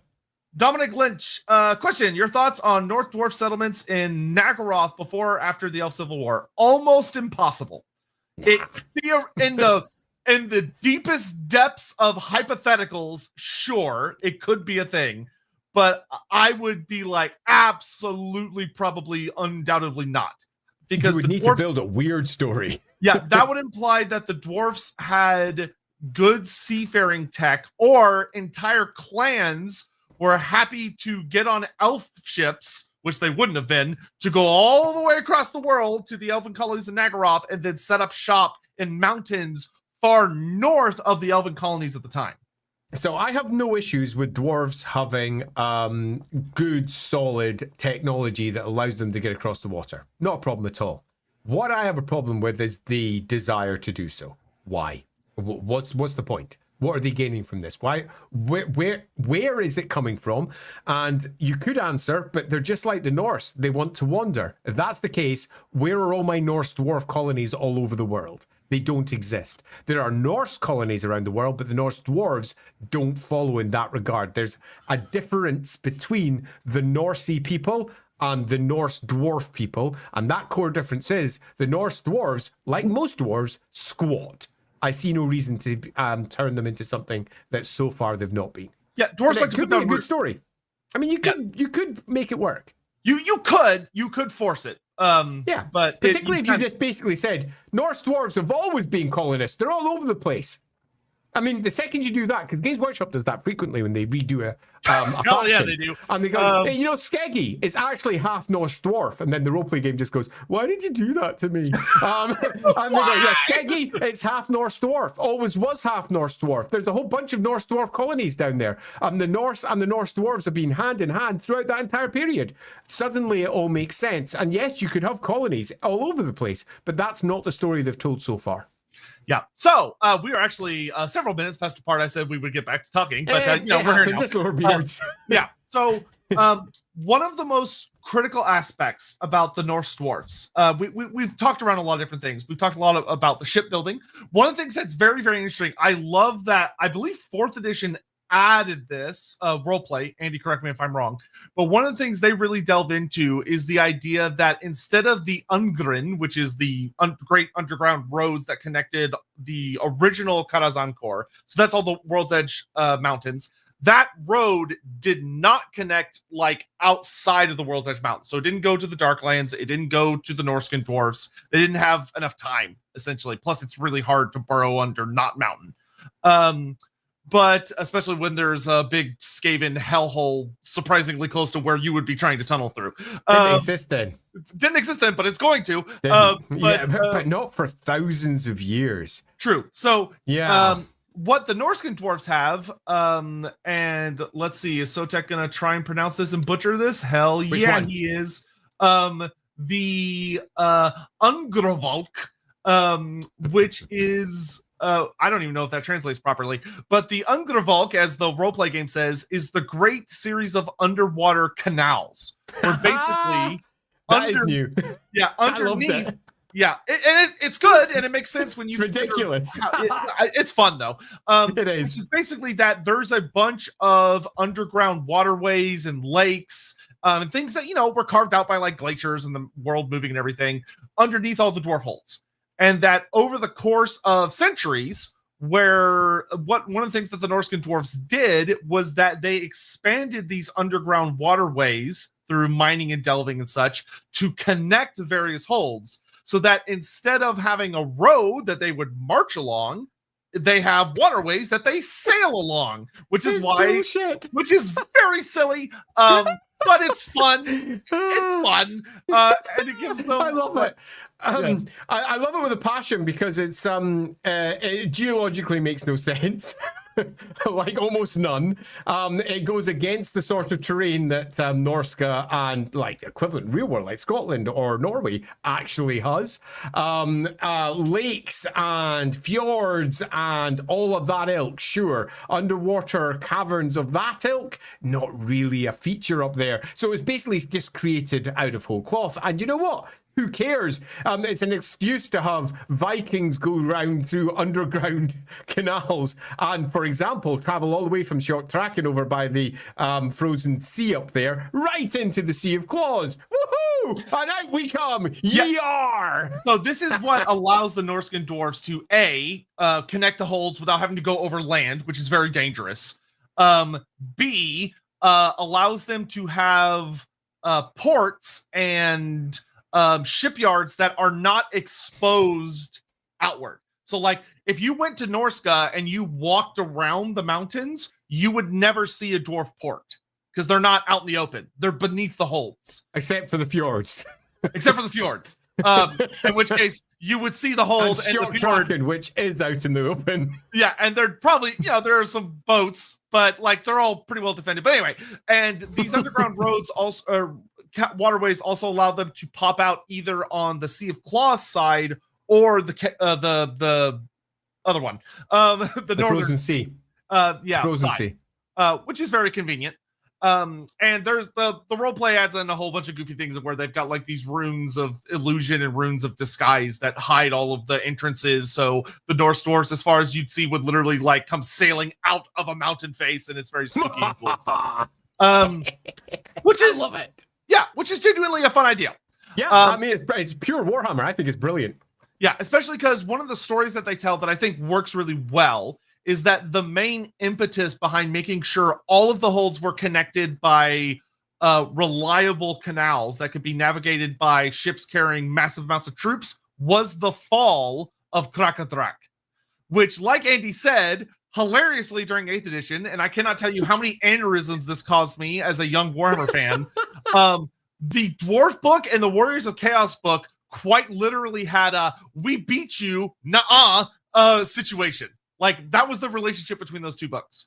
The Warriors of Chaos book very explicitly has a storyline called The War in the Mountains, where it even has this big piece of artwork that shows Valmir Aisling, this big terrifying Chaos Lord, fighting the king of the Norscan dwarves, and which they rename.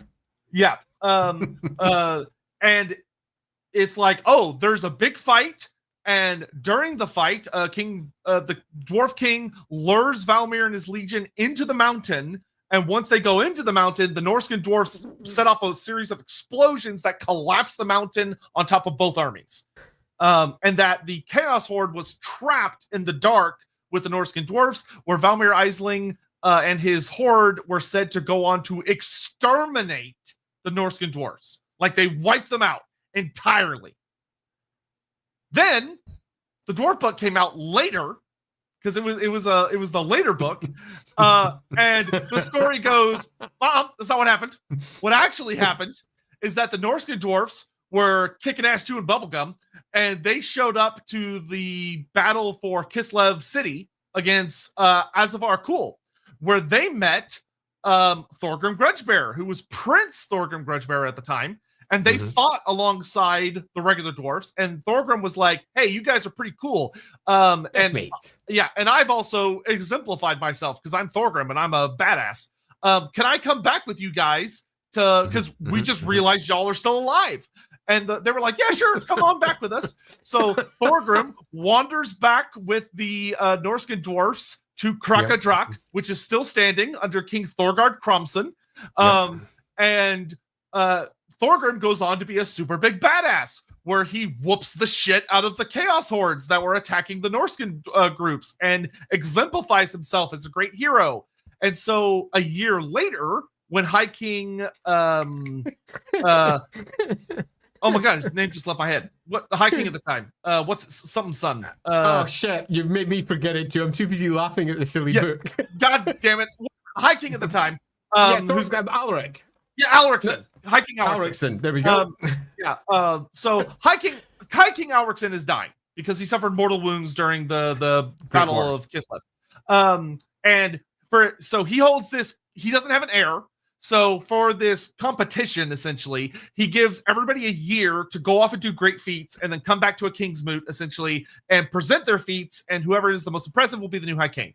And very dramatically, at the last second, because everyone assumed he was dead, the doors fly open to the King's Moot, and in walks Thorgrim Grudgebearer with behind him King Thorgard Cromson and a bunch of the other Norscan dwarfs, who basically all walk up with all of these artifacts that Thorgrim helped them recover, and they all tell stories of Thorgrim's heroics, and it's honestly one of Thorgrim's best achievements in his lore. Pretty cool. It's a huge achievement for Thorgrim, because he basically brings the Norscan dwarfs kind of back into the fold, and they're like, we like this guy, he should be High King. And High King Alrickson goes, I'm sold, my nephew is now High King. Not at all family bias. My nephew's High King. And that's the story. And so 4th edition rolls around, and I made a whole video about this because I was furious about this. They simultaneously combined and fucked up the story at the same time, which takes such an elaborate backflip to pull off that it was so good. So the roleplay guys for the Sea of Claws book show up and say, you know what? Turns out the Norscan dwarfs actually reestablished contact 600 years earlier in the 1600s, because some asshole sailed a boat from Skrojtraken all the way around to Barakvar, which is stupid, to reestablish contact. But then they didn't really talk to each other, except for the Norscan dwarves. The High King at the time, who is unnamed, says, hey, y'all are alive. I'm High King. pay me taxes or whatever. And they say, we only recognize Grugni as the High King, even though Grugni was never a High King. He's never a king. Grugni is ever. not the god of kings. He never. His son, Snorri Whitebeard, was the first High King, not Grugni. So the Norse dwarves just lied. The first High King that's recognized by the Karakan Corps, but possibly it was Hashut. Yeah, sorry. The first acknowledged High King that we know of at the moment, but there is an ancestor god of kings according to new lore, but that's a whole thing we'll get into later. Yeah. And so you go, oh well, okay, that's weird, and sort of like causes a fight between them that would have been much better solved by discussing that there should have been a fight many thousands of years before that, but whatever. And then you get to the part about Thorgrim, and the book says, oh yeah, the Norscan dwarves think Thorgrim's a twat. They also did not show up to the battle for Kislev City. The Norscan dwarves stay out of it. They had nothing to do with it. They don't show up. Thorgrim never meets them. Thorgrim does nothing to earn the role as High King. He's just given the role of High King. So Thorgrim looks like a fucking ass in that book, which made me furious because it ruins Thorgrim's story. And it also gives the Norscan dwarfs no reason to reestablish contact, like friendly contact. There's no reason. They never helped them, so why do they care? So the book makes it where the Norscan dwarfs basically hate the Karazankor dwarfs and don't want to talk to them. And the one thing they did well, I will give credit where it's due, the one thing they did well historically is they massaged the Valmir Aisling story of that Valmir Aisling does destroy Krakadrak. Well, he fights King Thorgar Crumson's father, King Crum Silverbeard, I think. And Crum Silverbeard is the one that gives the order to collapse the mountain, which buys enough time for Prince Thorgard Crumson to lead a bunch of refugees out of the hold through the canal system. And they escape to Krakadravensdrak, which becomes the preeminent hold. And the king, Silverbeard, is believed to die in the darkness and the depths fighting Valmir Aisling. But importantly, Valmir Aisling also dies. And he doesn't, like, the Chaos Horde does not escape. They are trapped down there. And now the story is that King Thorgar Crumson, very similar to King Belagar Ironfist, has now led a new force to the ruins of Krakadrak. He's retaken the upper deeps, and they've built a new fortress on top of it, and now they're working their way down to find what horrors await them in the darkness below in order to retake their home, which is great. Yep. That's just great. I think the resolution is great. I think everything else is pure bullshit. Ruining Thorgrim's story. Oh my God, that makes me so mad. Yeah, it makes me, that book's proliferated with little details about the Norse that just makes you go, wait a minute. Like, there's a character who's sitting in Sjot Traken who's apparently been off with Lost Ericsson, which means he's over 1,500 years old because Lost Ericsson was kicking around about 1,000 IC up to about 1,300 IC doing his thing. And apparently he was in his crew. And in the crew of his son as well. But they misdate Lost Ericsson in both the old book and the new book, dropping him in at the 2,300 mark when he was put way earlier in Fantasy Battle, like way earlier. So there's lots of tiny errors through that, which means that what we have to do as we look at it from the outside is go, well, the dwarf book is clearly written as a piece of dwarf propaganda. The chaos book is written as a piece of chaos propaganda. The roleplay book is someone who's attempted to try and fix it but didn't read all the sources, so ended up creating more problems. So we look at it and go, well, we'll take the good, the stuff that all works together, like, for example, Krakadrak falling. That makes sense. Yeah. I haven't said it yet, but yes, they could have done with a good editor. They take Krakadrak, they take that whole story, make that make sense, great. We have Thorgrim coming in before the fall of the hold and being part of the group that holds off the initial invasion force and decidedly defeats them at that point before they come back and rally and take the hold later. As in, if he hadn't been stuck in the south being High King, he might have been able to save that hold a second time. We've got a story here potentially as well where word was sent, we need you back. And he couldn't say yes because he had responsibilities in the south. So we get some conflict. That's good too. So that means we have a little bit more of north-south conflict between the two different groups. That's great. That's lovely. That can all sort of work. They just shouldn't have invalidated. They really shouldn't have invalidated Thorgrim's story because it's such a core component of what makes Thorgrim Thorgrim. It's like that's why he's like it. Yeah, like, they took it away. And what for all we've been complaining earlier in the stream about how the divide between the Norse dwarves and the Karaka dwarves and the Karak dwarves, if you will, the divide between them is nonsensical. They would be fully aware of each other after not necessarily 100 years or even 200. There might have been some time, particularly after the Cataclysm, where there was no communication, but that communication line would have broken down really early, which is why I don't have a problem with their weird story of a ship going all the way around. The Vikings did this. The Vikings invaded Sicily. How the fuck did they get there? They did it. And Vikings invaded everywhere because that's what Vikings did. So I have no major problem with them going all the way around. I feel like that should be part of a larger story, though. Why did they do it? I want to bring this up because I think this is a good comment real fast. Okay, so the roleplay stuff is a horrible mess. Yeah. However, I do like the idea that initial contact could be reestablished around the 1600s, though preferably by walking instead of boat. Though boat can work. I think boat's okay. It matches their character. Yeah, and relations are initially still frosty but gradually warming. Then Thorgrim's actions are still canon and finally tips the scale into some form of reintegration. I think I actually prefer almost the opposite, which is that the relationships were just as icy. And it's a single example of one attempt to try and re-establish communication. It could even have been a rival line to the High Kings of the North, because they probably would have had one. A rival line who was attempting to establish, we could bring them all back together again. And obviously the North had nothing to do with it, and the South basically spurns them. That'll work quite nicely.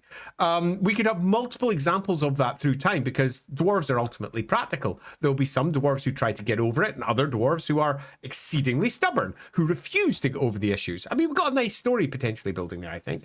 Yeah, I think what actually could be very, very good is I wouldn't have it where necessarily Thorgrim just heals the rift, but instead you have a personal kind of story with Thorgrim where Thorgrim is deeply invested in trying to get the Norscan dwarves back into the fold, which makes him different than his predecessors because he's been there and he saw Thorgrim's character. Thorgrim's character is all about rebuilding the entirety of the settling the grudges together, striking them out. Yeah, absolutely. I think that's arguably a very important part of Thorgrim's character, and it reinforces that. So it's a story we don't want to lose because it speaks to his character. I also want to just put a very small bring up of a tiny comment which I've now lost. Here we go.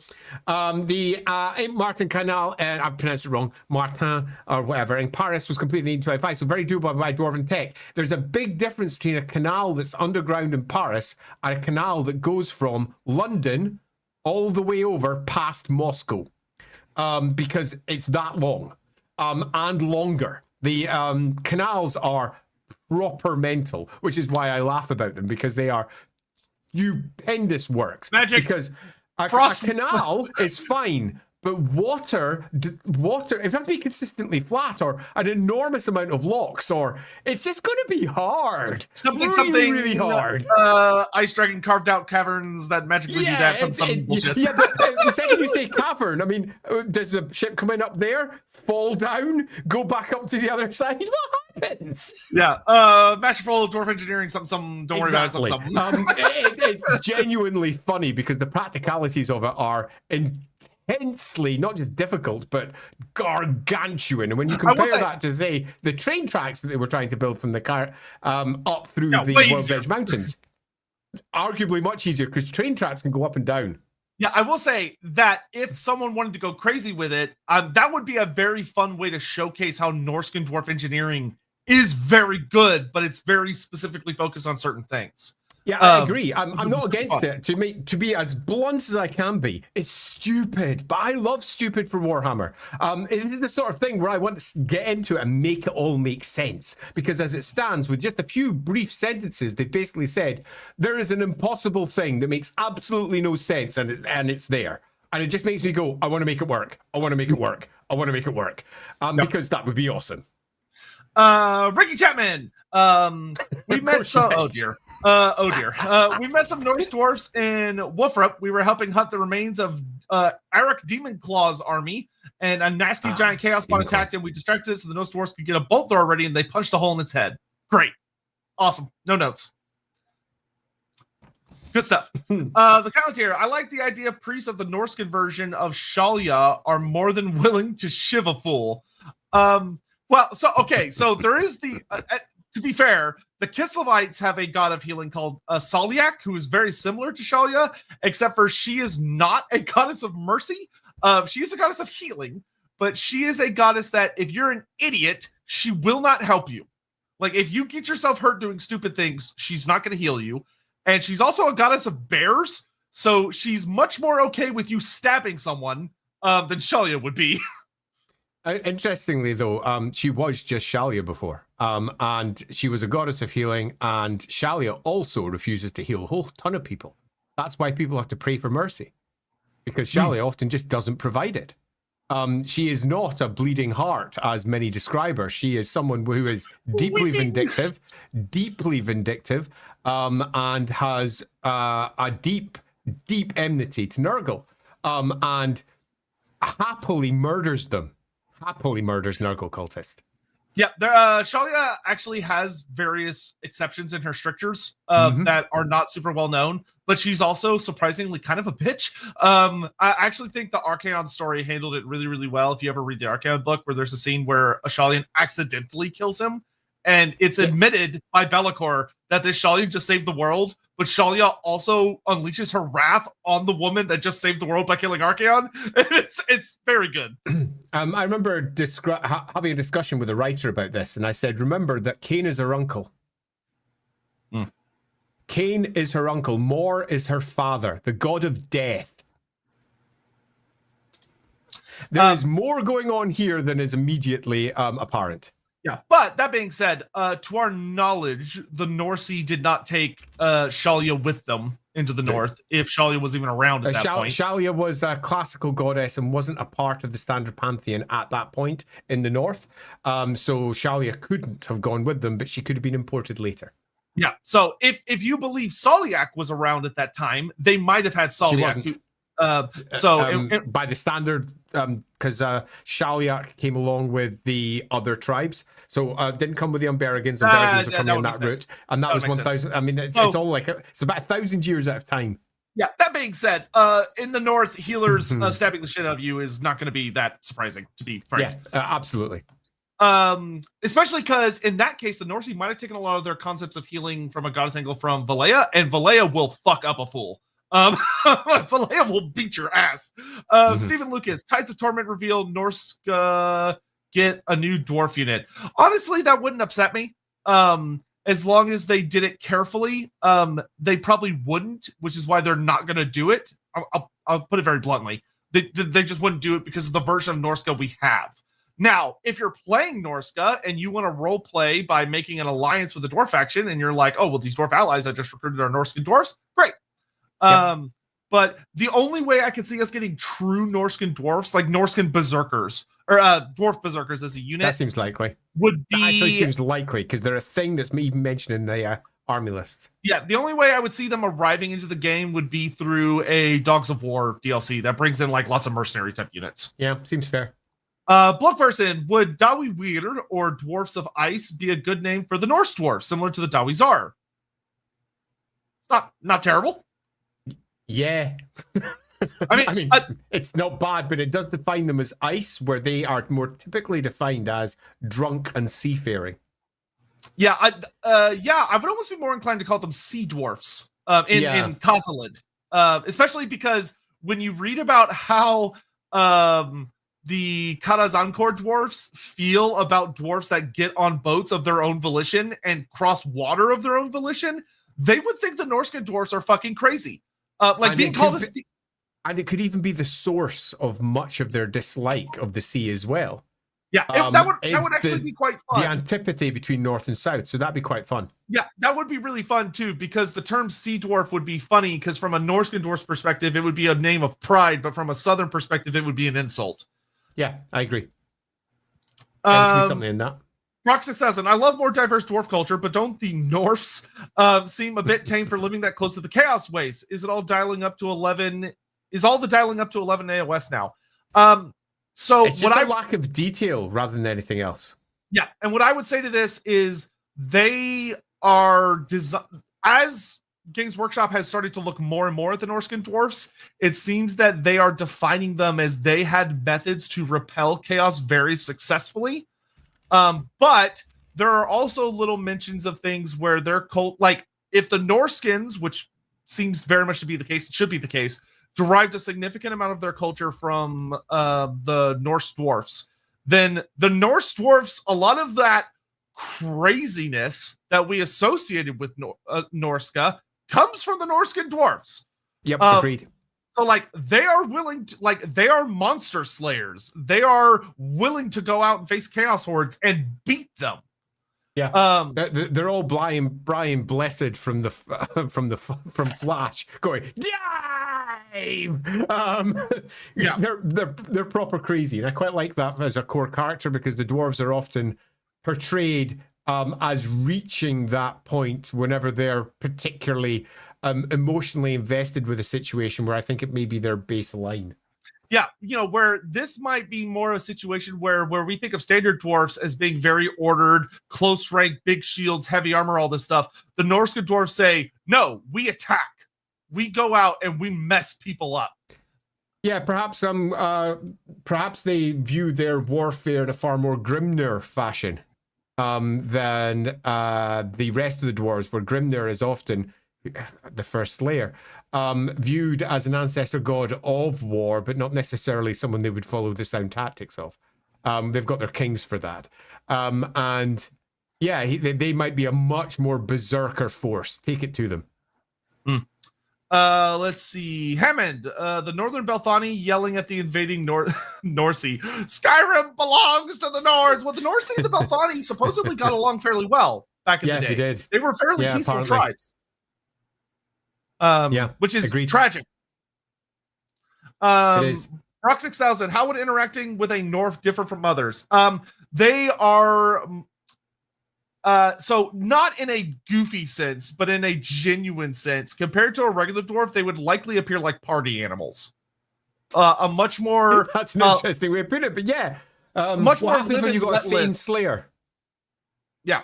Like they would, if you had dealt with a dwarf and you met a Norscan dwarf, they'd probably have a very different accent. Their grasp of things like Reichspiel would probably be a little worse, but their grasp of something like Kislevites and Norsey will probably be much, much better. Grasp of Reichspiel would be none. Yeah, would be really, really awful. If it even exists. They would be much more comfortable on naval vessels. They would probably be a little too fond of drink. They would be more recklessly drunk as opposed to contemplatively drunk. And they would probably be much more less reserved than your standard dwarf. They'd still be a dwarf, but they'd be different. Yeah, I think that's all fair. Hammond, Northern Belthani, victory for Sovngarde, Southern North Belthani. Oh, hello, Norsey. I've been hunting and fishing in these parts for years. I think you're gonna divide here. That's not really a thing. I'm so sorry. Hammond, my favorite Viking from the Angles, Kurt Angle. No. Sean Soltz, how different is Valea for the Norse dwarfs? We don't know. Yeah, would be the simplest answer. Sadly, most of the questions were if you've got a question which is in the south they do it this way, how is it different in the north? Our best answer is always going to be, how would a stereotypical crazy Viking respond? Because that's sort of how they've been portrayed. And we don't have any specific examples because they're almost I mean, it's effectively zero across all the sources. They just repeat the same material again and again. There are some holds. They have got berserkers. Later on in the lore, those berserkers are actually slayers. And they're crazy, man. They shave off all their hair. What other details do we have? Ships. Yeah, they like ships. They built some canals, some crazy canals, man. And they live in fjords and shit. And they're on the sea. Yeah, unfortunately, like I said, literally the only thing we get about the ancestor gods from Sea of Claws, which is the Norse dwarf book for 4th edition, talks about them purely from the perspective of sailors. So it's the ancestor gods at sea, and it's Grugni, Grimnir, Valea. That's it. They don't give all of them, just the big 3, and it's purely about sailing the oceans. That's it. It's not about the Norse dwarfs. It's about sailors, which there are more sailors among the Norse dwarfs by a lot than the regular dwarfs, but that doesn't actually answer that question. So sorry. Cole Patterson, Katas Krakadrakmod has cool units for Norse dwarfs like frost drakes instead of fire drakes, being the Pew unit. Kjorling Norse allies and flying longships called the Rune Drakens. Because why not? Rune Why dragons. not? Yeah, why not?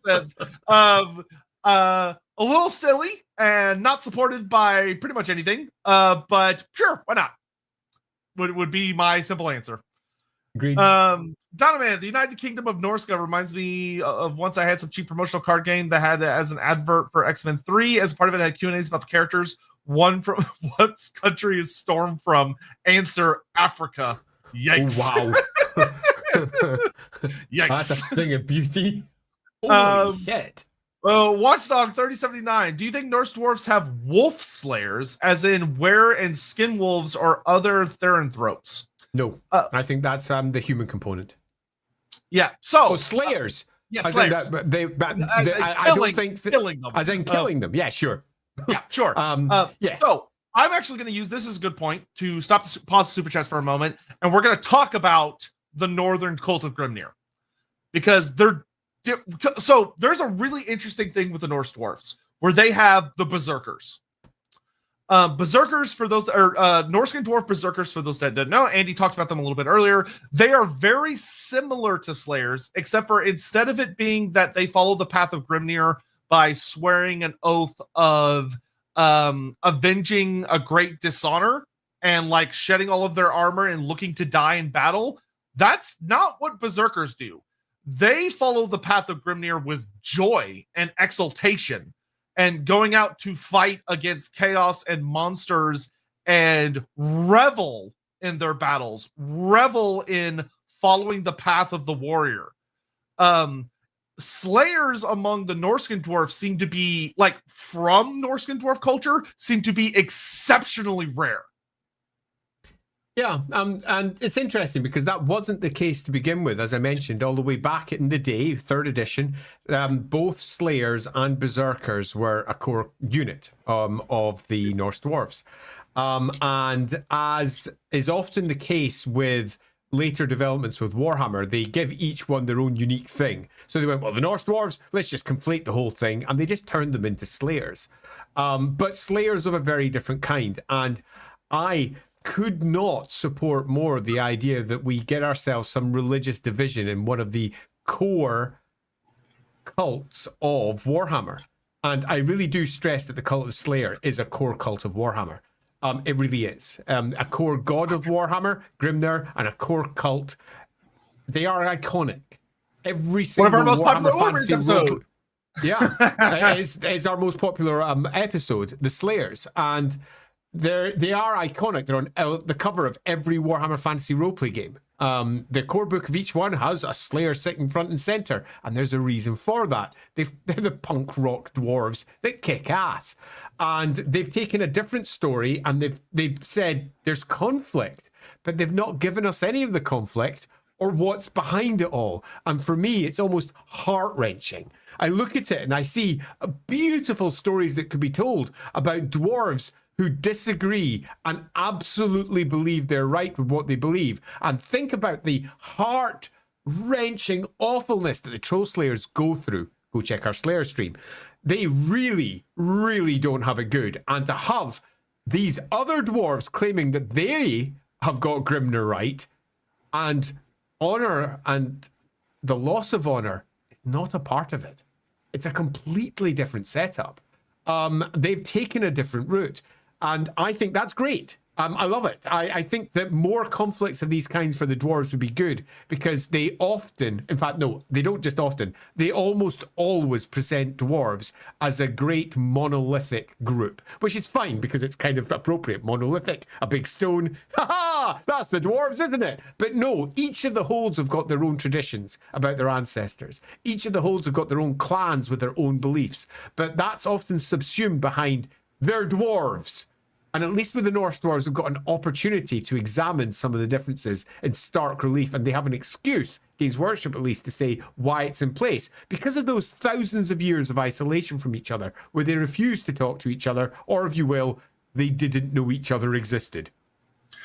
Yeah, and one of the things that I find really interesting is with all of the writing that I found about modern Norscan dwarfs, in addition to like the Berserkers, that they openly welcome slayers. Yeah. They do not treat them as great dishonorables. They don't treat them as like, because when you're dealing with Southern dwarfs, dealing with slayers is unpleasant. They don't like it. They don't like talking to them because it reminds them of the fact that they could go down that path, that someone has suffered a deep dishonor. This is someone to be shunned, someone to be outcast, someone that should not stick around. Like, if there's a monster to fight, sure, but you don't want them in your hold. You don't want them near your family. You don't want them near your clan. The Norscan dwarves welcome them with open arms. They give them a place to come.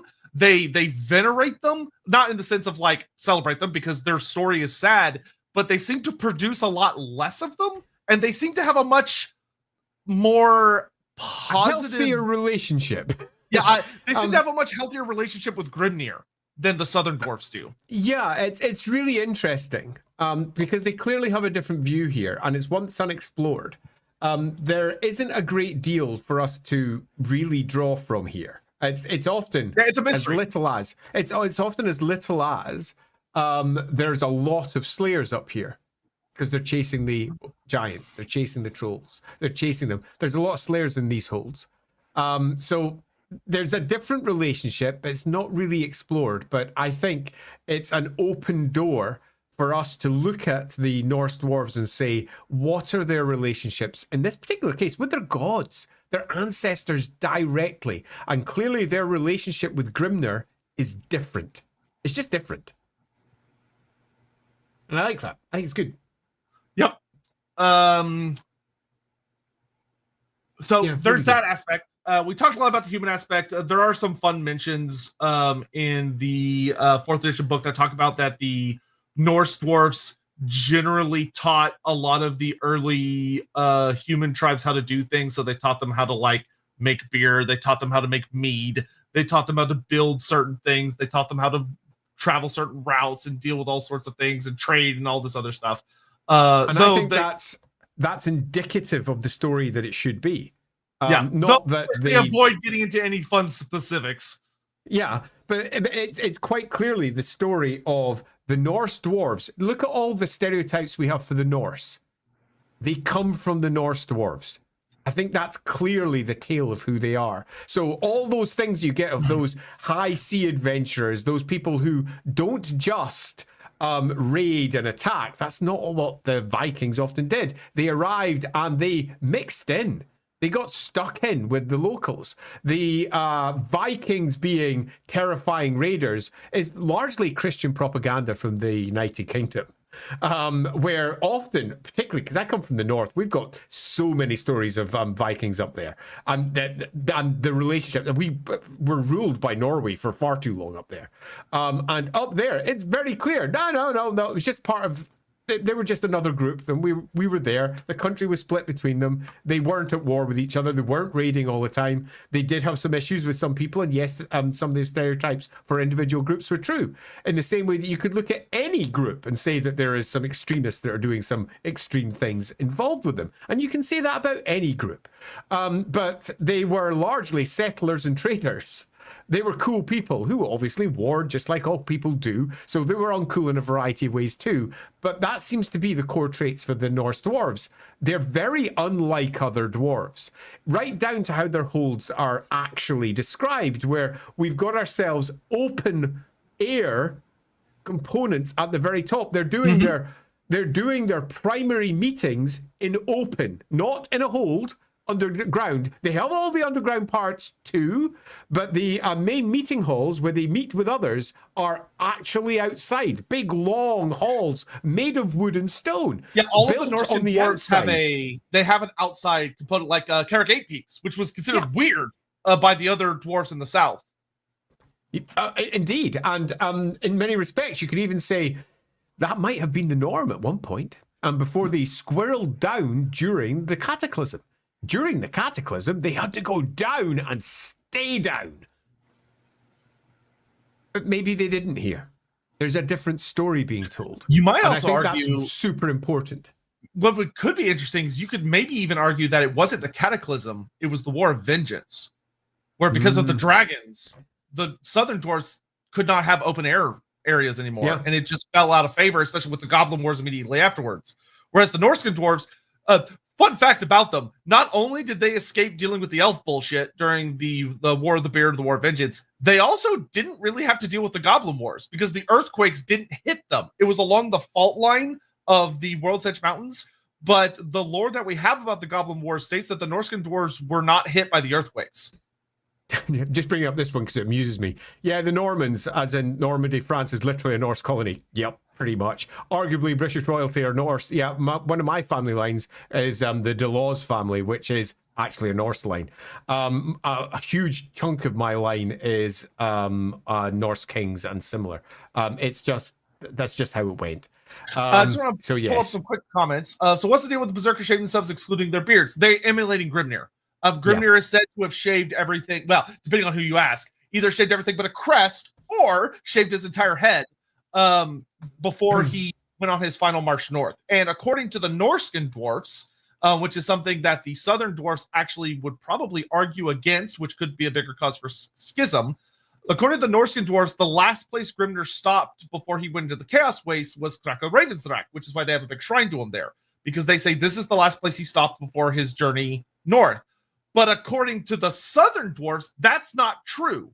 He actually stopped in the World's Edge Mountains on his final journey, went up to the Chaos Waste, and then at the edge of the Chaos Waste gave one of his axes to his son and bid him to go back, and then he continued on alone. He never went to the Norscan Mountains. So they have a difference of history about what Grimnir's precise path was. Yeah. And I think it's those differences of stories and those differences of core character that can help us build a really interesting and unique version of what the Norse dwarves are. Because as it currently stands, there isn't a really unique version of the Norse dwarves. If we look at the literature, they are basically just the dwarves, except except they're Norse, I suppose. Maybe. Yeah, there is a curtain of information that has not been explored that me and Andy are furiously trying to claw out of the way, but it's in the way. But there's so much we can taste. But it's all hinted at. There's so much we can taste just behind it. Right, given the hour, I think we should probably go into the primary 4 holds we have detailed and what the old world has to offer as well. Do you want to do like 5 or 6 super chats first and then do that? Yeah, let's do that. Okay. Because I think it's pretty important to get through our given the Northern Irish accent. Interesting, Bones. You could. You could. It's not how I do it because Northern Irish is about as far away from where they are in both real world and also linguistic. But yeah, sure, why not? Yeah, I will always laugh and never get over the fact that the Empire is so heavily German inspired, but they all have British accents. That will kill me for as long as I live. There is no German accent in Warhammer Fantasy. It doesn't exist because they all got turned into Brits because they're the main characters. True fact. Meister Short Ginger is the Swedish chef, a Norse dwarf. Bjork. Yeah, that sounds like Kozil. It actually does. It does. It genuinely does. Hammond, the Norscan dwarfs shut their doors. That they did.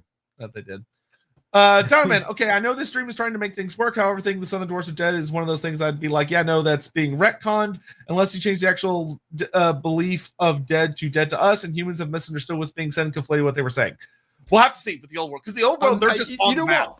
I am actually going to disagree here. There is very little difference between dead and dead to us. I have a wealth of stories where families have considered their children or relatives dead, just dead and gone because of their different beliefs. They might hold a belief that's fundamentally different to the ones that they were brought up with. And their child comes in and says, this is what I believe. And they're like, nope, nope, nope, nope, dead to me. And this is particularly prevalent through the last century and is sadly growing in prevalence again. So I don't have a problem with this at all. In fact, it can even be used as a particularly good prick at the ridiculous nature of holding such beliefs and how damaging they can be to families. This north-south divide is a divide that has popped up across the world in various cultures as they have split and families have been broken. US, yeah. Okay, or let's do another one. Korea. Okay, an absolute horror show of a mess. Okay, here, dead to us, I think works really rather well as dead. I don't think you necessarily need to change any belief there, because that's how humans can do it, and we're nowhere near as passionate about our traditions and our belief systems as the dwarves are. It's almost fundamental to their character, and to have somebody actually challenge that is too much for many of them. I can see this working really well. I just want to bring up this meme that someone put on Twitter during the stream. If y'all do that and you at me and they're funny and appropriate for stream, I will show them. But I'll just let you enjoy. There are no Darwin South. There's only us. Why do you hate me, brother? But you spelled dwarves wrong. I have to take it off the dwarfs. Screen now. Yeah, I gotta take it off the screen now. He spelled it wrong. All right. Jake Wu has an interesting comment in chat. That is so not helpful. Evan, thank you so much, bro. This was an hour and 10 minutes ago. Sorry, Jake, we missed your comment. Yeah. Norse dwarves stole the High King's Helen of Troy. Ooh, I mean there could be a story there. Yeah, there could be. Although I would be less interested in telling a love story with dwarves than I would with a whole host of other things. I would prefer pride getting in the way of good sense. Yeah, we do actually have a surprising amount of fun love stories among dwarves if you go through Black Library books. Yeah, agreed.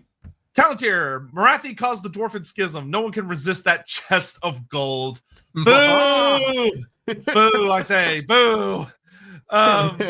David McCazid, what would a Norse dwarf Blood Bowl team look like? Hilarious. But it would basically be like, if you go look at the Blood Bowl rules for dwarfs. A short Norse team. Yeah, basically take the Norse team, take the dwarf team, get rid of the Yeti, and slap the rules together. Hammond, a Viking's favorite card, Fjord Focus. Ugh. That was better than your last one. That was better than the last one. Donovan, you say it goes against the Vikings. Oh, yeah, okay, yeah. I think you. Apologies, my prior comment was before you addressed that on YouTube comment saying the same thing with your words. Thank you.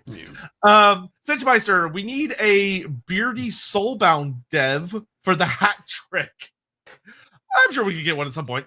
Dwarves always use an F, so F dwarves. Yeah, I see what you did there. Okay, two more and then we'll get into the actual holds. 5'78". The shorter than average fish people aren't dead. They're just pining for the fjords. Such lovely plumage. He's just pining for the fjords. Yeah, quite. Oh, good lord. JRR, counterpoint. We have no idea what was lost when the Realms of Chaos was formed, and it has been growing over the years. If there could have been a land bridge. I feel like we would have heard about it, and one of the dwarves would have commented about it. It's possible. Yeah. I don't disagree. And my answer to that is I want a Cataclysm set of books. Man, there you go. I've gone from just simply thinking it's a good idea at the back of my head to actually actively wanting a set of Cataclysm books. The old ones are gone, so we don't need to worry about transgressing that old one barrier, which I think should never be transgressed. They should always be in the past, always. We have some of the most epic characters that the Warhammer world has to offer doing their thing, and most of the factions are good to go, except for Sigmar and his stupid empire, and I'm quite cool with that. Yeah, love Sigmar, but in this case, fuck him. We don't need him. Yeah, totally. We don't need him. And no Nagash. It's a different world. That's good. I like it. Yeah. God, it could be so good. And you got like 800 years or something to work with. Or 1200. I forget. It's between 8 and 12. But it's like you have so much. Just to bring up 1200 years actually, because we get to watch Croak. Yeah. Yeah, which will be heart-wrenching, hopefully. We get to see Krokar get his arm ripped off. We get to see, like, the elves go from what was life like for the elves before shit hit the fan. We get to see gods walking the world and probably just looking like elves. All right, let's move on before we get ourselves spinning the tail round in weird ways. Too excited here. Donovan 95. So in theory, you could add those canals as another sea lane for Warhammer 3. Yeah, absolutely. Definitely. And a sea lane that probably can only be used by the dwarfs and maybe the Norse, depending on how it gets pitched. Yeah, granted, it would be a very short sea lane. Like, you're not actually shaving that many turns off. So, like, I can see why they don't necessarily want to do it, because it's not really that much of an advantage. You're not going to do that much. Yeah. Yeah, but anyway. Avani DK, with the Norse dwarf ports look kind of like the U-boat pins from World War II, with the entire port being inside a fortified building with big gates that can be closed up, perhaps even being somewhat camouflaged. Probably. Yeah, with a mixture of runes make it even better. Yeah, I think that's fair. And in some respects, Barak Var is half mentioned to be not entirely dissimilar to that too. Giddy Gronzin. Oh, you're back. I meant Grumthikas. Oh, you meant the ancestors' halls in the afterlife. Now it all makes sense. Yeah, honest to God, we should have got that one. I don't know why I was thinking of a physical location. Me too. One question. I just got thrown. Is it possible that the Norse dwarves have an unknown ancestor god like a child of Grimnir? Yes. That is entirely, easily, hilariously possible. I mean, the idea that one of Grimnir's children, for example, probably with Valia, because perish the thought that we add another woman. Basically, Valia has it off with all of her brothers. That's just how it works. Yeah, that's true. And the idea that there is an ancestor god, probably a child of Grimnir there, is, I think, very realistic. I also think it's, given what we now know from Age of Sigmar, exceedingly likely that Hashat, possibly under a different name, is also recognized in a way that he just simply is not in the South. Yeah, that would be such an easy story, and it would work so well. And it'd be a great way of introducing the Norse dwarfs as well, by saying, look, this is the story the dwarfs don't tell. There's a reason it's never come up, because they refuse to accept it, where the Norse dwarves have a different saga, and their saga is the truth from their perspective. Yeah, and that would be so fun, because then you could have a spectrum between the dwarfs and the chaos dwarfs instead of just a flip-flop. There's like a weird middle ground where the Norse dwarfs reside, which is really fun. Because the Norse dwarfs would also look at the chaos dwarfs and be like, y'all are fucking idiots too. It'd be great. The Callantir, the big arse underground canals could be repurposed ley lines for the geomantic web that could hint at another reason for the skills. The geomantic web doesn't need tunnels, I'm sorry to say. There's not like it's not like Full Metal Alchemist Brotherhood, where there's like a bunch of underground taverns that the magic flows through. It just flows through the earth. Yeah, it does. And very likely, as we've discussed in previous streams, things like the Pass of the Old Ones, that sort of squirrel their way through the aether in odd ways, are very likely service tunnels for the geomantic web in a weird way. It doesn't need physical things to be there. It's a more etheric reflection of power flow. Yeah. Geary, by the way, I assume you're still here, because that super chat wasn't horribly long ago. It was only 30 minutes ago. If you're still here, remind me, what was your question about the Ancestors Hall? You don't have to super chat it. Just drop it in chat. I'll just type it normal as a normal comment. We'll be looking for it, because I don't remember what the specific question was. Now that we know which Ancestor Hall you're talking about, which we should have, but life. Okay, random thought. Maybe the Norse can dwarf sail to Barak Var because they know that the Karazankor ones who live nearby the mountain had the highest animosity with them. while those in Barakvar maybe were so distant that they had less reason to think about them in general and actually had some sort of connection because it's the only major part of the regular dwarfs. Barakvar was taking a different direction to the other dwarves in that it had started moving technologically towards the sea. Barakvar was different. There is a good line in there. I think that's quite good. And you can even see the politics and the build up towards it and the schism that might come from it. No, we should make an approach. It could work really well. I feel very called out today. I don't. What? Why? What'd you do? What did you do? It's really not my fault. Mornington Crescent, what did you do? Okay, we're gonna grab two more and then we're gonna get back talking about specific holds. Hawkeye, like, gentlemen, you have failed. You didn't even remember it's the 21st stream of September. Why does that matter? I don't know. Right? Yeah, I don't. Why do I mean, YouTube plays on the 21st, so that's nice. Is that a date that people care about? I don't. Okay, whatever. Do you find I saw several comments about that, and I don't understand why. It's a song reference, guys. I don't fucking listen to your shit. Okay, if it's not a musical and it's not like super fantasy shit, I don't care. I cannot express that hard enough. Earth, Wind, and Fire song. Earth, Wind, and Fire, I only know as like a fucking Warcraft reference. I don't listen to that. I don't got the time. Bifocal King. Since Norsca is so dangerous and hospitable, maybe it had the Norse dwarves who already valued community adapt to helping those in need, which would account for having humans in their settlements as well. It's worth remembering that various dwarf cultures have often been very benevolent towards humans, where like the Black Mountain dwarfs took in the Belthani as like survivors. Like the Belthani's, the descendants of the Belthani, most of them only survived because the Black Mountain dwarfs took them in. When they were being killed by like the Tutigans and the Unbarragans and all those guys. That's like not quite fair. I mean, a lot of them just disappeared into the forest as well. Yeah, well, I just mean like the mass, like a large conglomerate of them. A good chunk, yeah. As opposed to the ones that sort of vanished and were like being all druidic and mysterious and shit. You can't forget the druidic mysterious shit. Yeah. All right, so the holds. There's only 4, so this part's pretty straightforward, not too hard. And one of them is technically dead, sort of, basically. So the 4 holds, we'll start with the easiest one, which is Krakadrak, the dragon hold. So Krakadrak used to be the biggest one, used to be the wealthiest, the strongest, yada, yada, yada. Obviously, it suffered terribly at the hands of Valmir Aisling, who was one of the big commanders of Azavar Kul. So just like if you're familiar with like the Storm of Chaos we talked about last week, how Archaon has like a bunch of lieutenants, Azavar Kul also had many lieutenants. And one of his big lieutenants was Valmir Aisling, who came from the Aisling tribe. And he led a large amount of Azavar Kul's army to attack the Norscan dwarves under Kul's instruction to specifically stop them from reinforcing the Kislevites at Prague, which worked devastatingly well.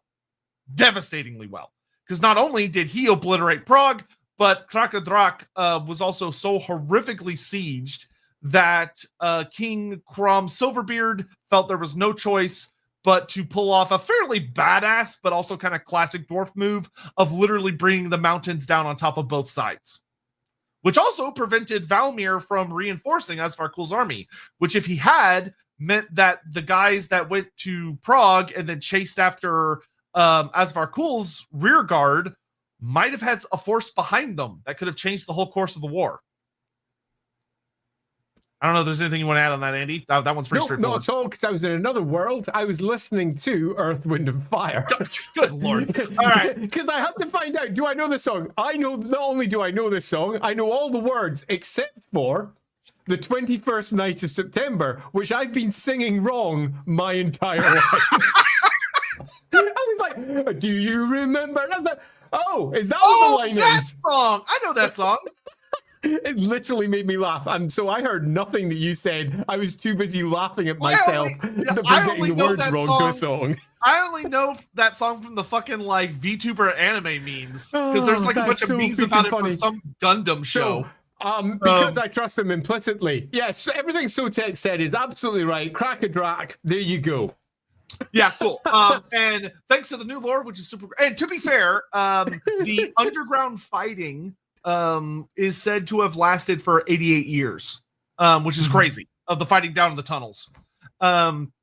And a good population escaped, led by King Thorgerd Crumson, or Prince at the time, but now King, who has now led a force back and is basically Norscan Belagar, if you want to think of it that way. Yeah, basically it. It's a nice way to fix the slight inconsistencies between the army list and 8th edition. I think this particular part works well. It gives us a nice wee story for Crack-a-Drac. I kind of wish that they hadn't sacked the only hold that they'd actually named in the army game. It's really funny if you go through all of the books from the studio, or if you go through, say, Grudge lore, or any of the other Black Library books, the other holds don't exist. They're just not there. But they are mentioned like this. There's lots of other holds. What are they? The Northern Hold of Crack-a-Drac. And that's it. In the roleplay game, it will add the other 3 that we're about to move on to. But I think if you're out there thinking, how can I use them? You could easily add another 10, 15. Equally, you could add 10 or 15 and sack them. All of them. Yeah.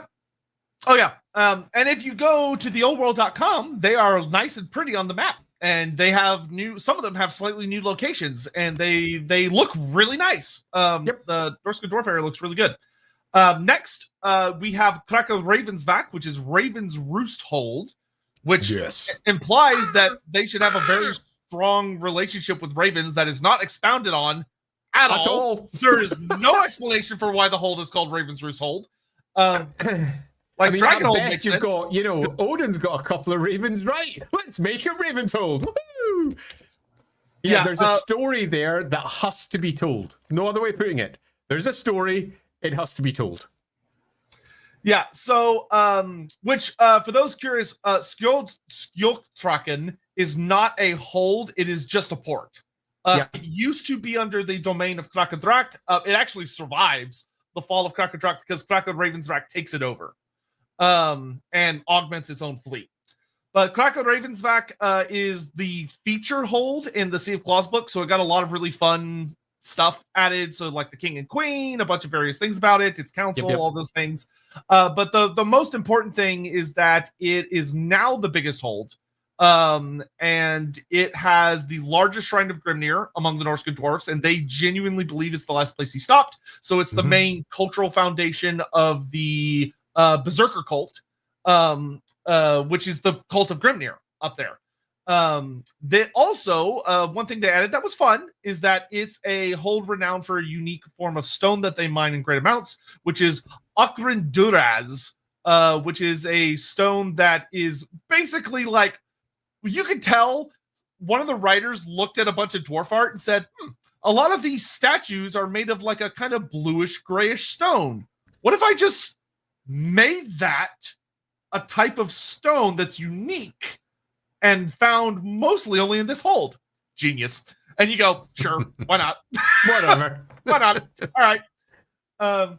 So that's cool. And they're noted to trade a lot. So there's people from Kraka Ravensvac show up as far away as Marienburg and are known for trading happily with elves and a bunch of other people, and they're very popular in ports across the old world. Cool, great. Yeah, and I think it's just worth reiterating at this point. They're dwarves who trade with elves, and they have no problems with elves at all. The stereotype between the elves and the dwarves is purely a stereotype for just one faction of dwarves. There are more dwarves in the Warhammer world than the ones that we're used to always seeing. And this is a clean example of that. And they very much do not follow the standard tropes that we're used to seeing for dwarves. That Elgi scheme is not something that they're going to be bringing to the table. Yep. Next, we have Kraka Dordin, which is Thunderhold. I almost fucked that up. And theirs is kind of interesting because their hold is noted for being particularly open to like the sky, because on they have a cliffside that overlooks a fjord. That part of their hold is completely open to the air. which is very cool and very unusual. But it's very difficult to assault because it's on a fucking cliff. And their big thing is that they have direct connection to a river that cuts out the water flowing from the fjord out to the ocean. So they have really good ocean access out to the frozen sea. And they also have the icy pine road that goes out into the world and into Norsca. So a lot of adventuring parties like to come here because they have good ease of access to various locations. And they used to have one of the best relationships with the Norse because they're one of the easiest holds to get to over land.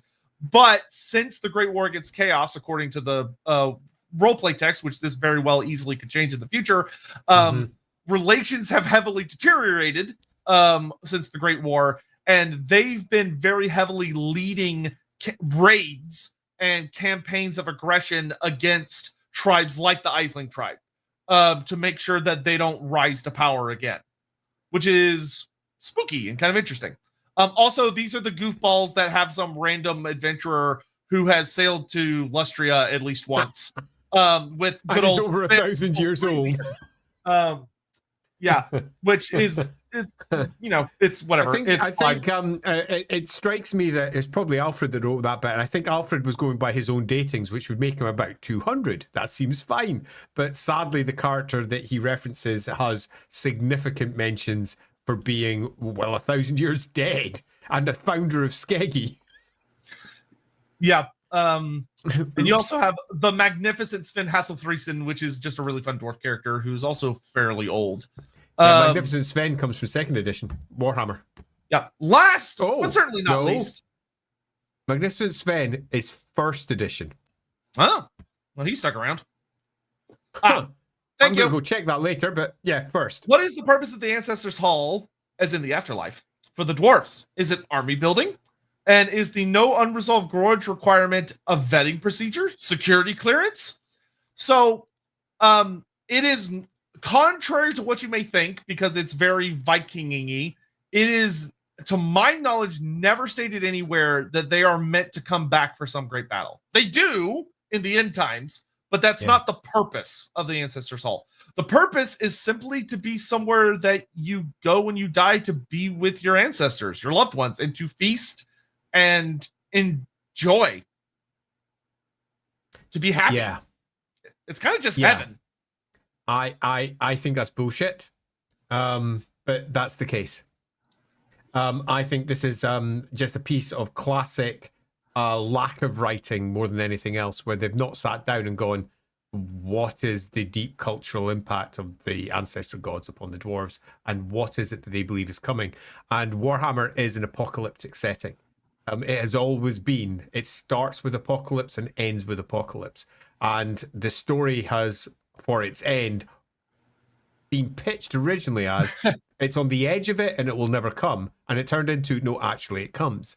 Which means that when one is supporting that core theme, our afterlife should always have that question posed. What happens in the afterlife, and what happens when the apocalypse comes, and do we go full Valhalla here and have the fuckers come back for the battle of the gods? Yeah, and according to the end times, the answer is yes. They go full Valhalla and they come back.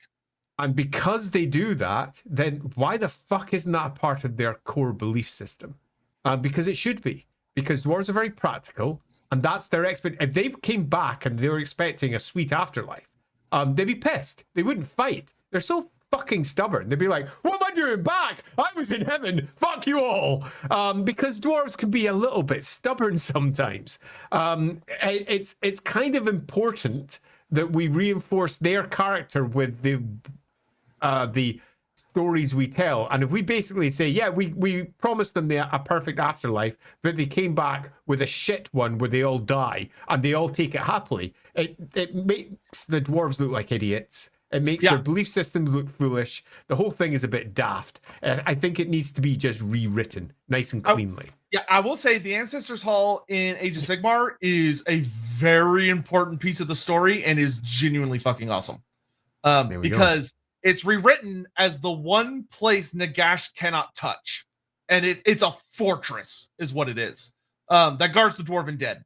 and it's fascinating. It's genuinely fucking fascinating. So but we don't hopefully have we've answered your question a bit. In that it's just an afterlife where you know, chill Only out, took us- but it shouldn't be. Yeah. On to our last hold. We have this one is the spookiest for me. Kraka Ornsmotek, which is Eagle's Peak hold. Super fun. And this one is actually not in this Giant Home Mountains. It's in a different northern mountain range, which the Old World has kept consistent, which is known as the Jagged Tooth Mountains. And this place, to put it bluntly, kind of sucks. Now, the hold itself is great. And it is one of the wealthiest holds among the Norse dwarfs because they lie on apparently the largest gold vein in all of Norsca. So they have massive amounts of gold. The problem is the monsters and the Norskins in this more northernly part of Norsca are particularly inhospitable. And it is a hold that has deep, terrible threats. But so far, they're doing pretty good for themselves. Yeah, it's a northern hold on the northern side. Well, okay, northeast, I suppose. On the northern side of Norsca. I remember when I was doing the map for Norsca a bajillion years ago for the Tome of Corruption, and there was a discussion as to whether we should include these four. All of them. Oh, I should also note that they also have large amounts of access to diamonds and obsidian. They mine a ton of obsidian, which is cool. Yeah. The obsidian detail is super important because it's one of the reasons that it could probably survive in what is almost certainly a far more magical region than any of the other dwarves who are further south have to deal with. We are super close now to taking that extra step into those dreaded chaos wastes that lie just across the sea, because you've got the Sea of Chaos there, the frozen sea on the other side, and it's just across the water, and you're in hell. Yeah, if you look at them on the Old World map, they're like right on the cusp of the Iceland territory, which makes sense. Also, their mountain range is they're in the Jotunheim Mountains instead of the Broken Tooth Mountains because they got a bigger name, I guess. Though that could be a subdivision of the Jotunheim Mountains. It's kind of messy. But they are so close to the Chaos Waste. It's genuinely spooky. Yeah, so it's an interesting hold, but sadly, almost no details other than they are all described as being much smaller than the holds down in the south. Something that I actually regret as a descriptor. But in my mind, the descriptor is population of dwarves rather than smaller per se. Meaning that the dwarf population is smaller, but that the overall population of the holds themselves are still pretty big. Now, something that's interesting is that when you really think about it, the population of dwarfs in the Norse holds have suffered significantly less because they missed out on the War of Vengeance and they missed out on the Goblin Wars. So, like, they're given smaller populations. True, but it's like their holds, interestingly, should be much more intact, and the deep should be much more well preserved.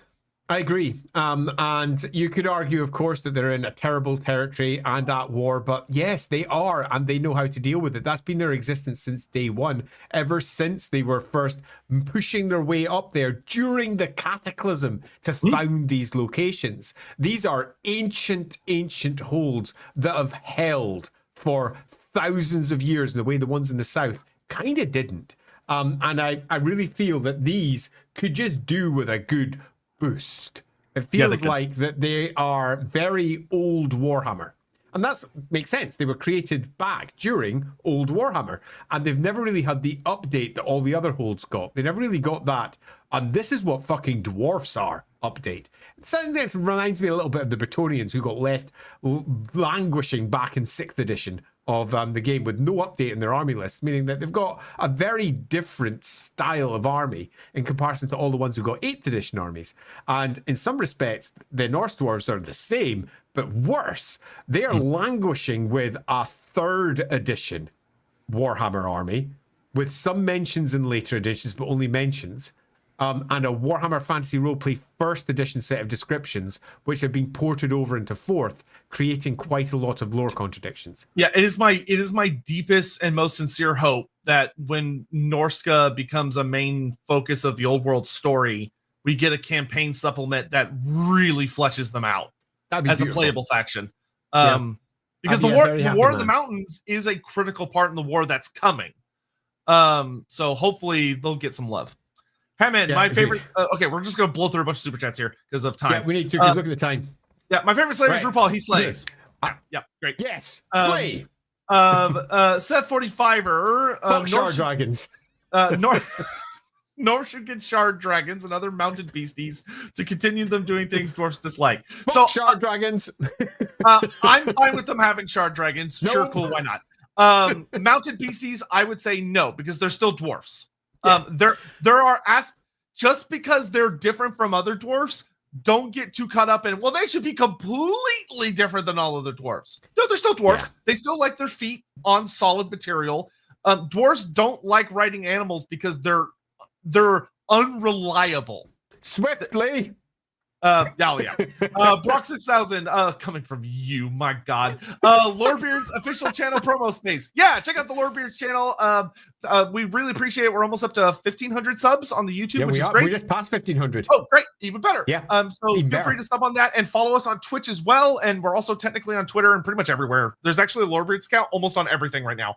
So if you want to go find us, great. Go find us. And I'll just add one small little detail on that. If you happen to click on a video over on the Lorebeards channel and just let it run, we'd be pretty thankful. Yeah, that'd be nice. And there's no ads right now, so you can just there's zero ads. You can just enjoy whatever is there. There's not many videos there yet, but there will be a lot more soon. Jonathan Scott, since the dwarfs forgot that the Norscan dwarfs existed, no one can say definitely that the American dwarfs of Nakaroth don't exist with Boston accents. You got us there. You do have us there. Hey, Jonathan Scott, you win. Yeah, you figured it out. Congratulations. You now own the Willy Wonka factory. Great job. Donovan, I've just envisioned you can start the Cataclysm book series, have the internal POV of Aslan as he senses something is wrong, but he can't contact the old ones, and over the chapter, it's basically gradual realization of oh shit. I wouldn't. I prefer not to have point of view of Slan. I would rather have it someone on the outside point of view character looking at the Slan who's going through the worst fucking time of his life. Yeah, you probably have it with a skink priest point of view. And he wouldn't probably be even a skink priest at this point because we're predating the lizardmen as we understand them. This is going to be a skink. I mean, if you go that early, you're going to have problems because we end up in a high-tech world. And I think I'd prefer to take it later, after the Cataclysm, with maybe only flashback. I'm going to some of that and showing just how far things have fallen. Yeah, I think the thing that you'd want to do with the Cataclysm is you'd probably want to spend less time. The natural, and I know I said we're going to be fast. I'm going to take a second here. The natural assumption would be, so you should start a book before the Cataclysm, and then it builds up to the Cataclysm happening. I don't think that'd be the right way to go because you have to delve into two things that should remain mysterious. It should be the Cataclysm has already started, and you're dealing with things in the midst of it. But then as you go through the series, there are books or points where there are flashbacks to things that happened before the Cataclysm that reveal more about why it happened or how it happened and yada yada, that are revealed over the course of the series. Or even characters telling their individual stories, like, for example, a very old dragon ogre explaining what happened with him and why he chose to go on the other side. Yeah, because there are so many moments that would be amazing to explore that wouldn't necessarily have in a linear fashion, like the deal of Kraken Rock the Black speaking with the Chaos Gods, or Marathi and her visions and her, of seeing what was coming. Because I if you start off before, there's messiness. There's a lot of messiness. Agreed. So I think in media res makes more sense. So, thanks. Yep. Still don't know what this is about. Phil 5991. Do dwarves have any awareness of the old ones? Very vaguely. Do you think the ancestor gods ever interacted much with the old ones? Yes. And if so, did they tell their progeny about them? Probably, but yeah. But you have to remember the dwarves have lost a lot. Yeah, and what they said will be told to them through a lens that they understand. The old ones are beyond them. From Eggman, would dwarves take an interest in outer space and try to traverse it if they learned there are rare resources out there, or would they harump at it? Based on the tech they have now, they'd go, I don't know what you expect me to do about getting up there. But it's something that would theoretically intrigue some of the more outlandish young engineers that would maybe one day lead to something if the world had kept going. Sure. Yeah. I think the answer to this is an absolute hard categorical yes, while a whole bunch of Longbeards say, if you do that, you're dead to me. Yeah, absolutely. Bloom Bull 972, 21st of September is important because it's my niece's birthday. Now you can care. No need to thank me. But you can be lenient and use the vote result from 1 day ago. It's 37. You want me to be lenient now, do you? You don't need to look at the most recent vote. I promise. Well, we will see there, Saurus. We'll see. We'll see. Cole Carrion, Total War has Lustria dwarf holds. What are they? A colony of old world dwarf, or a separate culture even far more removed from the Norse dwarf? So here's the fun thing. We don't know. Me and Andy, we've actually spoken of this on Lorebeards previously. It's fun. It's really exciting. It's not necessarily canonical, but it's really like, ooh, what could that be? And there are stories about dwarfs that have delved so deep into their holes that they find these weird gold pyramid things, and they go inside them and they vanish because Path of the Old One shenanigans. And we know, according to the canon, there's a place called the Mine of the Bearded Skulls, which implies dwarfs. So what's the answer? Who knows? Yeah, this is a lovely little thing that I think fits very well with the existing world. I'm glad that it's there, and I would like it to be explained. I have my own answers, but they're mine. Yep. Hieronymus, would the Norse have an embassy in Erengrad? That would make sense. Probably. Yes. It was going to be added, but I didn't write that part for the Erengrad book. Well, the Erengrad book, pardon me, the Kislev book. David Chart wrote that part. I basically had several fights to have over that. I say fights. There was things that I wanted to be in it, and the things I wanted in it were canonical things that were in other books, novels that mentioned Erengrad. So I had to choose my fights, and Norse Dwarves was a fight that wasn't in any book. It was something new, and I was like, I'm not worrying about that one. I'm going to get the other stuff in. Hammond, if Norse were Total War fans, which would they be? The ones that can't shut up about an army builder for Warhammer 3? The ones, I assume you mean army painter. The ones who can't get out of Total War Medieval 2. I feel like they'd be a little more hip and up to date with things than like Classic Wars. Classic Wars would be your things were better in the old days, and every game that's come out new sucks. How dare they make a fantasy game? This is a historical series. How dare they? That would be a traditional dwarf. A Norsca dwarf would probably be a little more up to the times, but probably still complain about a lot of things. Cole Patterson, Grimnir is a name of Odin, meaning the hooded one. Yeah, it always kind of throws me off. I'm not gonna lie, when I'm watching like some of the new like animations or shows they make about Odin, and he'll be like, "I am Grimnir." I'm like, "Huh?" And it's like, "All right, he had that name first." Yeah, just another stolen name. Yep. Dominic Lynch, if Norse dwarfs become their own faction, what army theme would it be like? Apart from the whole Viking theme / difference between Chaos Dwarf and more magic beast. So what you would aggressive lack of gunpowder. Gunpowder is not their core weaponry. It would be runes. They'd be a deeply runic force, and an aggressive runic force at that. They would probably have human allies working alongside them, which could be fun. Reinforcement of any of the wooden Viking stuff, like their big long ships et al, and their long buildings, and how they can be repurposed into some form of weaponry that can be used long range and similar for them. It would be looking at all of the core stereotypes of the Vikings, and then bringing in all the stereotypes of the dwarves underneath it and building from there.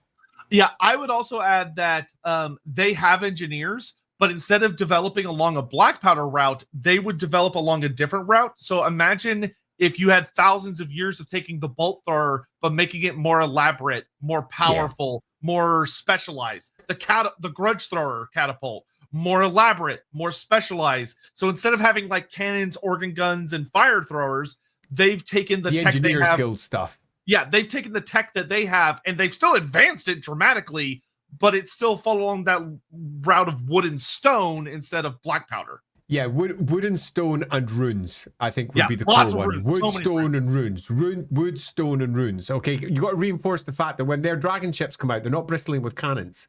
Okay, they're weapons platforms where the dwarves intend to charge up to you and charge into your ship, which means that they're going to have defensive runes, okay, to stop your ranged fire from effectively attacking them, somewhat similar to the Bretonians, and they just charge across the field to get into close combat. They're chaos killers and monster killers, because that's what they do up in the north. So they've got to be capable of taking out everything that chaos can offer. And all of the big creatures, your yetis and your ogres and your trolls and your giants, they're giant killers. They freaking hate them, and they hate chaos. So a whole bunch of stuff like that.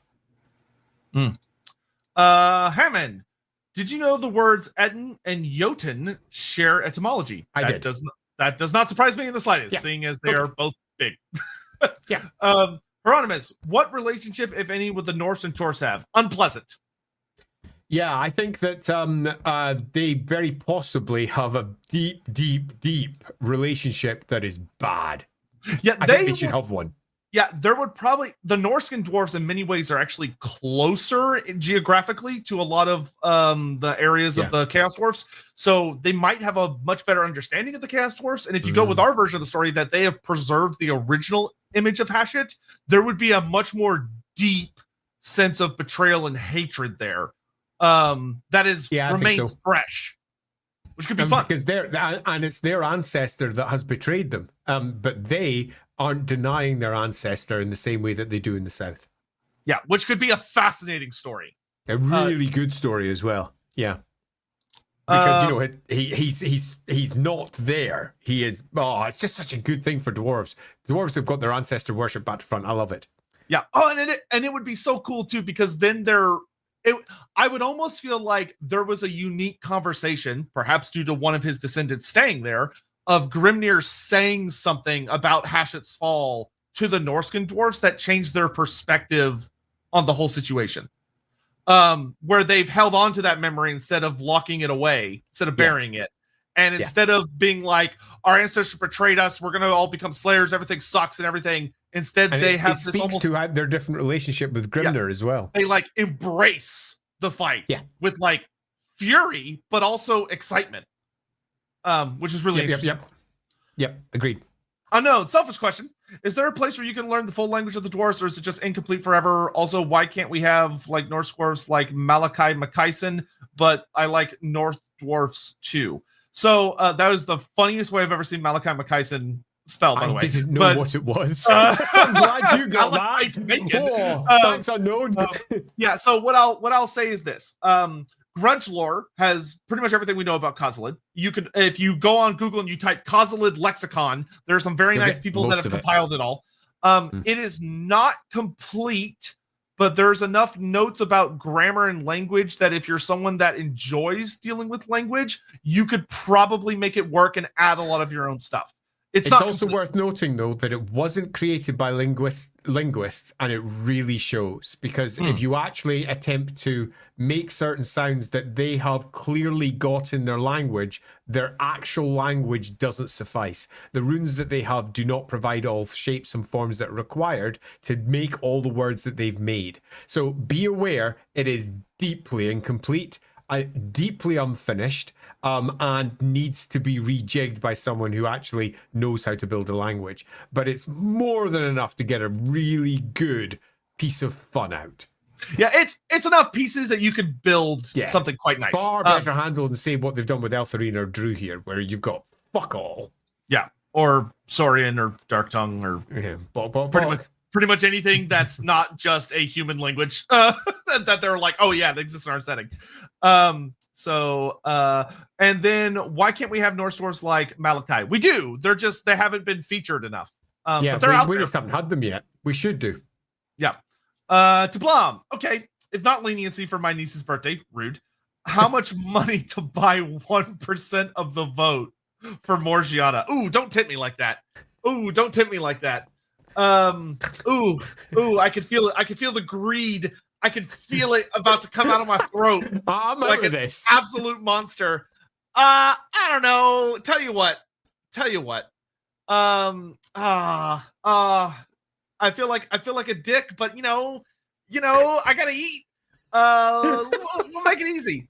1%, $100, $100, 1%. Sure. You've got until Andy's outro is done. Sure. Because we're all caught up, so it's outro time. No, wait. $1 million. $1 million, yeah. Um, sure, I'll give you 1% for $100. Why not? All right, outro time. Outro. Oh, wow, we're there. Yeah. I thought we'd have no more super chats. Brilliant. Superb. Right, so, I wasn't quite ready. Norse dwarfs. Norse dwarfs are just short Vikings. That's how they started. They had pointy hats. Well, horned helmets would be better. They looked like Vikings. They dressed like Vikings. They acted like Vikings. The rules were just Vikings. But as we know, Warhammer hit its 4th edition and changed everything. But the Norse dwarves, because they were such a minor faction, kinda didn't get touched.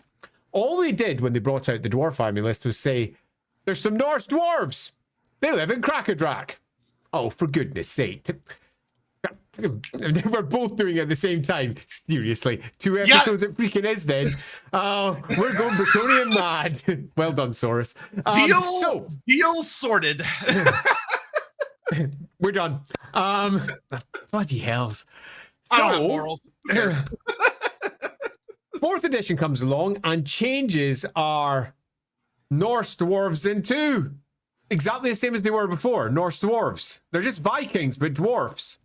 But as each edition of Warhammer updated the dwarfs, the Norse dwarves looked less and less sensible. Their ancestor gods got more depth. The roleplay game provided even more ancestor gods than just the core 3 that everyone generally chats about. And they looked less and less sensible. If we went with just the war game and Black Library's output, there's only a single hold named. That's it.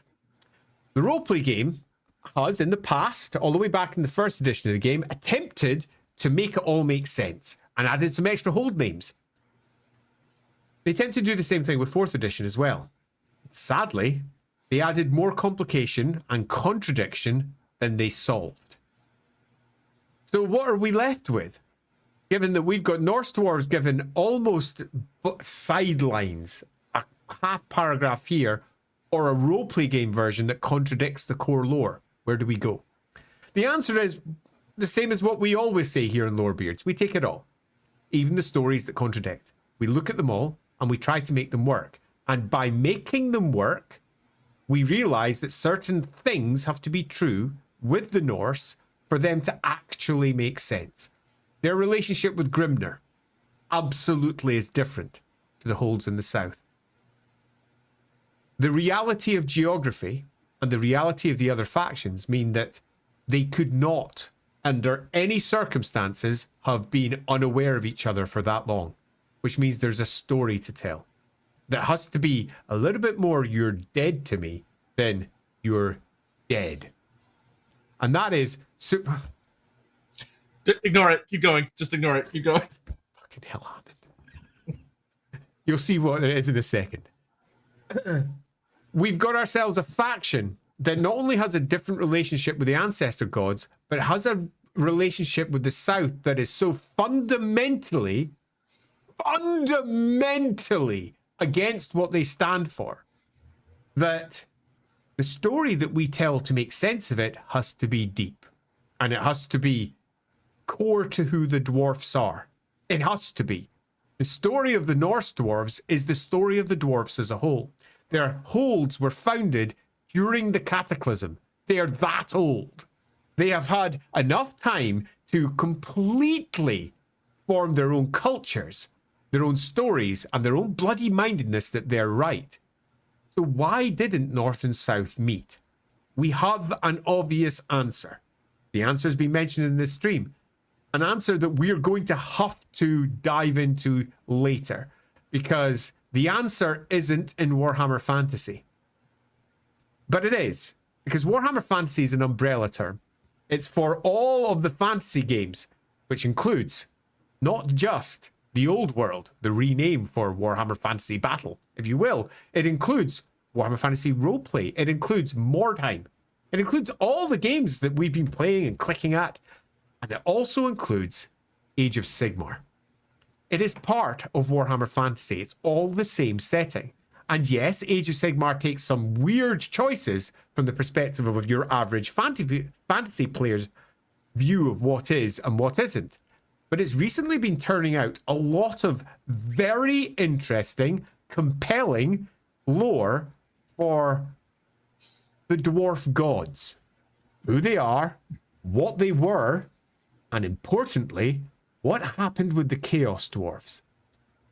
And it seems that we have a very obvious answer here. An ancestor god that was dead to the south is not dead in the north. He may be a villain. He may be an object lesson of what one shouldn't do when one is given rulership.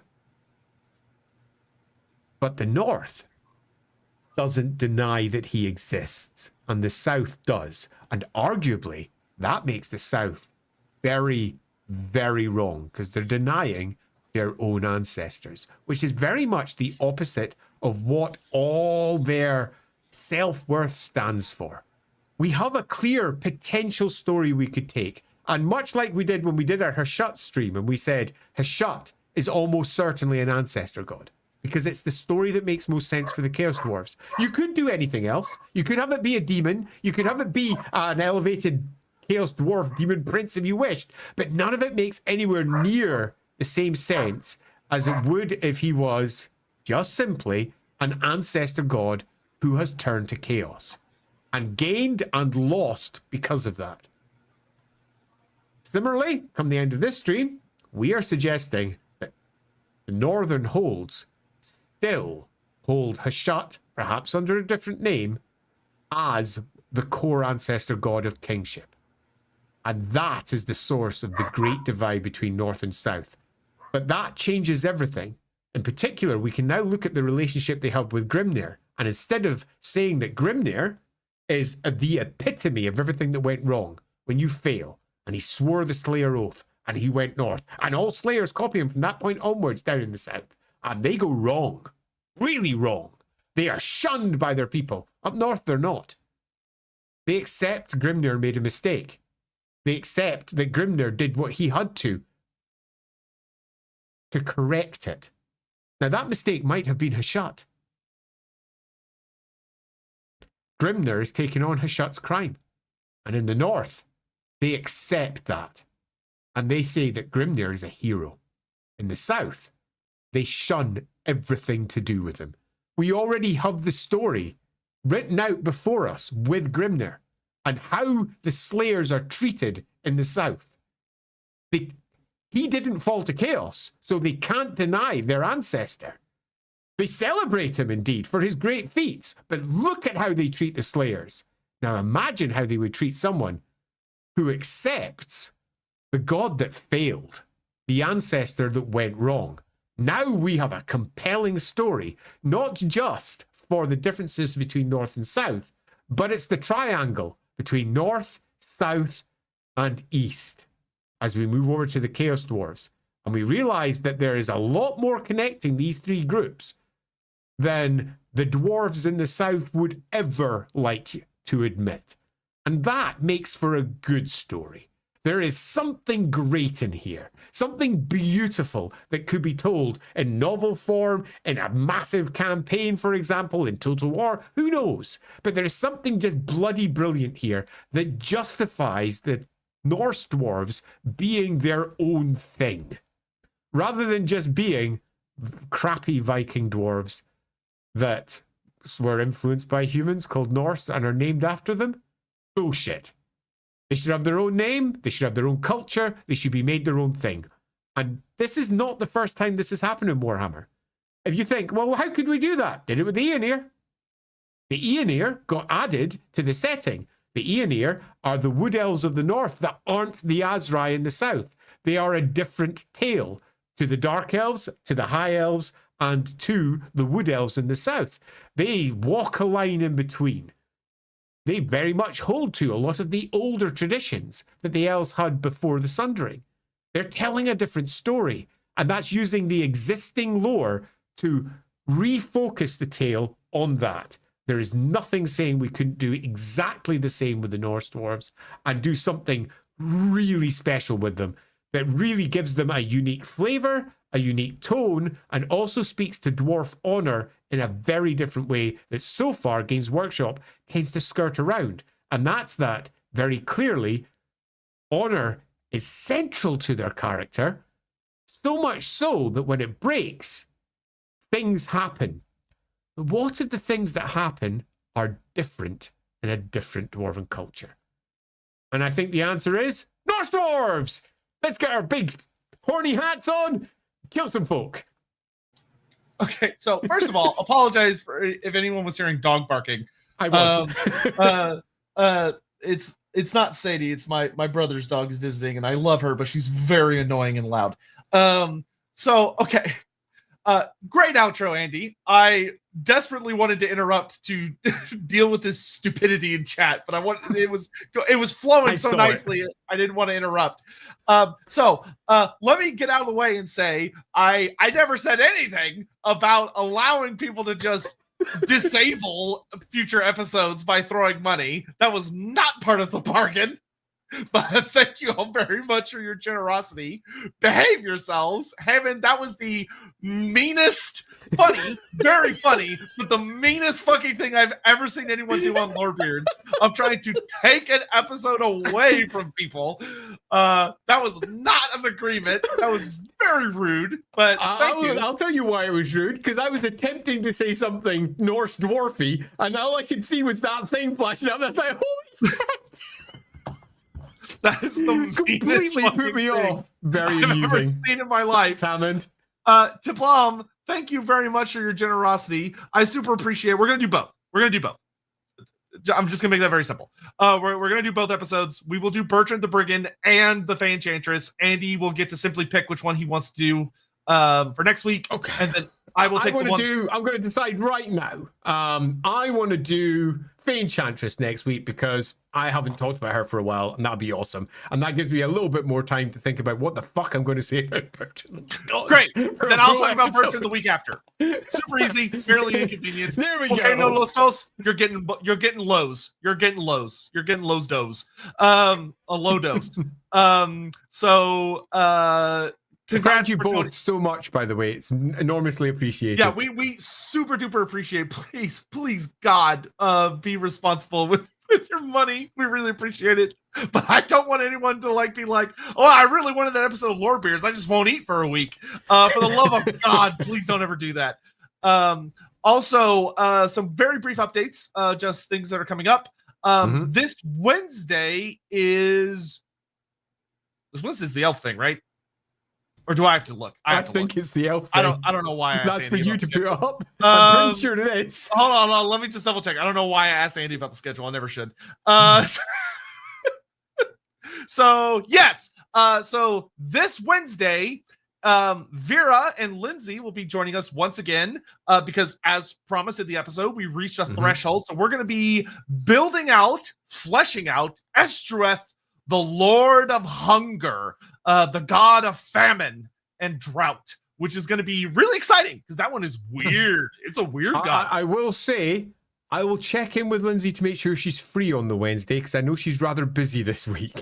Cool. So it might just should be that, but I will put the caveats in just in case she goes, actually, I'm out till 11 p.m. that evening. And I'm like, oops.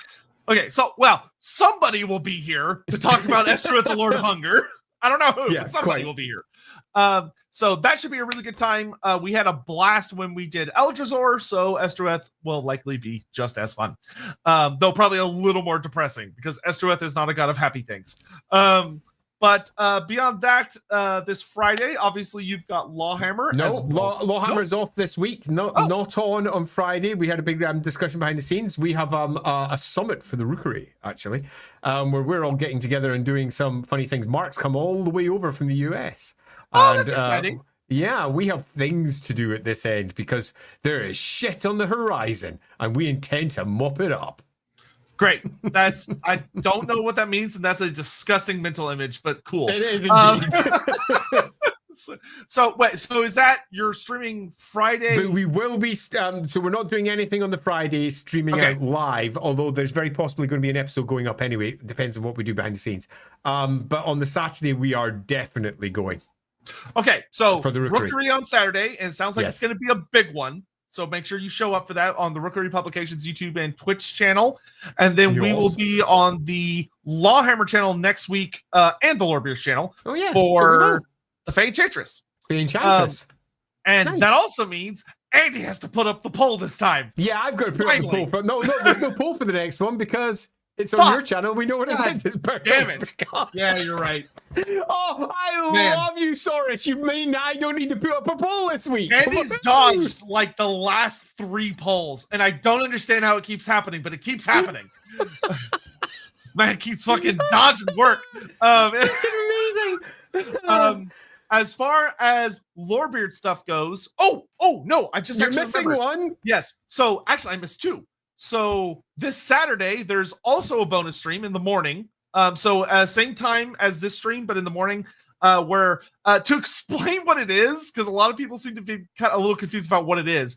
Basically, we're going to be allowing everyone that's showing up for the streams to revisit topics that we've touched on throughout the last 2.5 years of Lorebeards.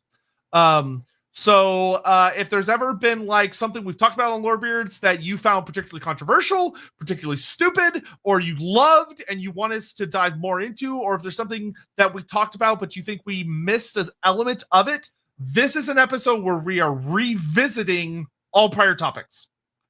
And it could be in literally anything we've covered on the show. It can even be something we technically haven't. So it could be whatever you want.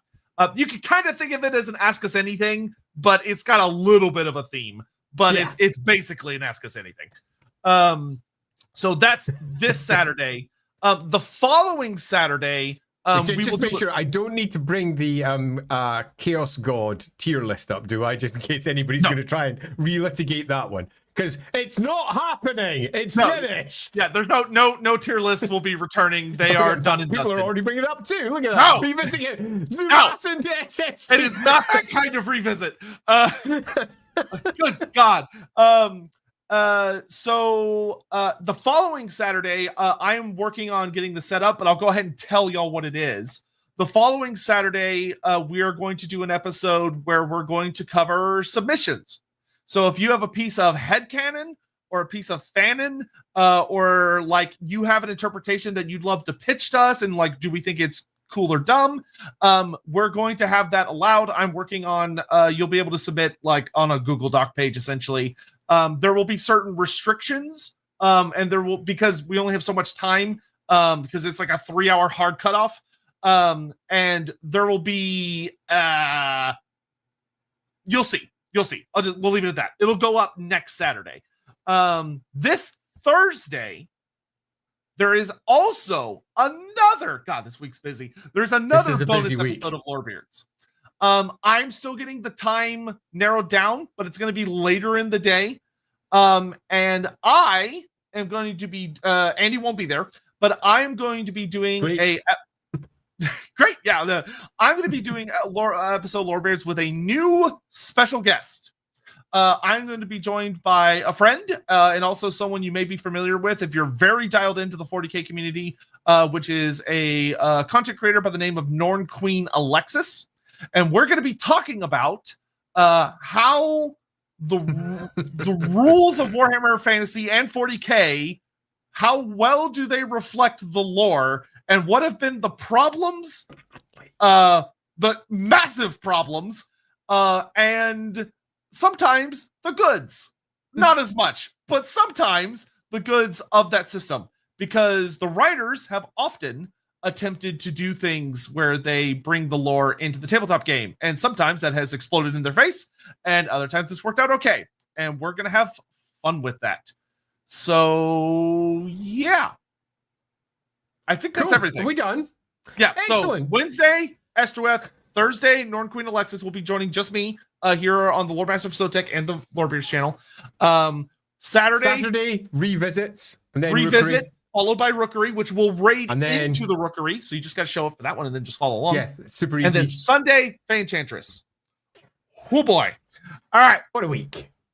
What a week! That's it for today. We hope you all had a super good time. Learned a lot about the Norsca Dwarfs. Felt pretty happy about that one. And we will see you all Wednesday. Later. Bye-bye. Bye.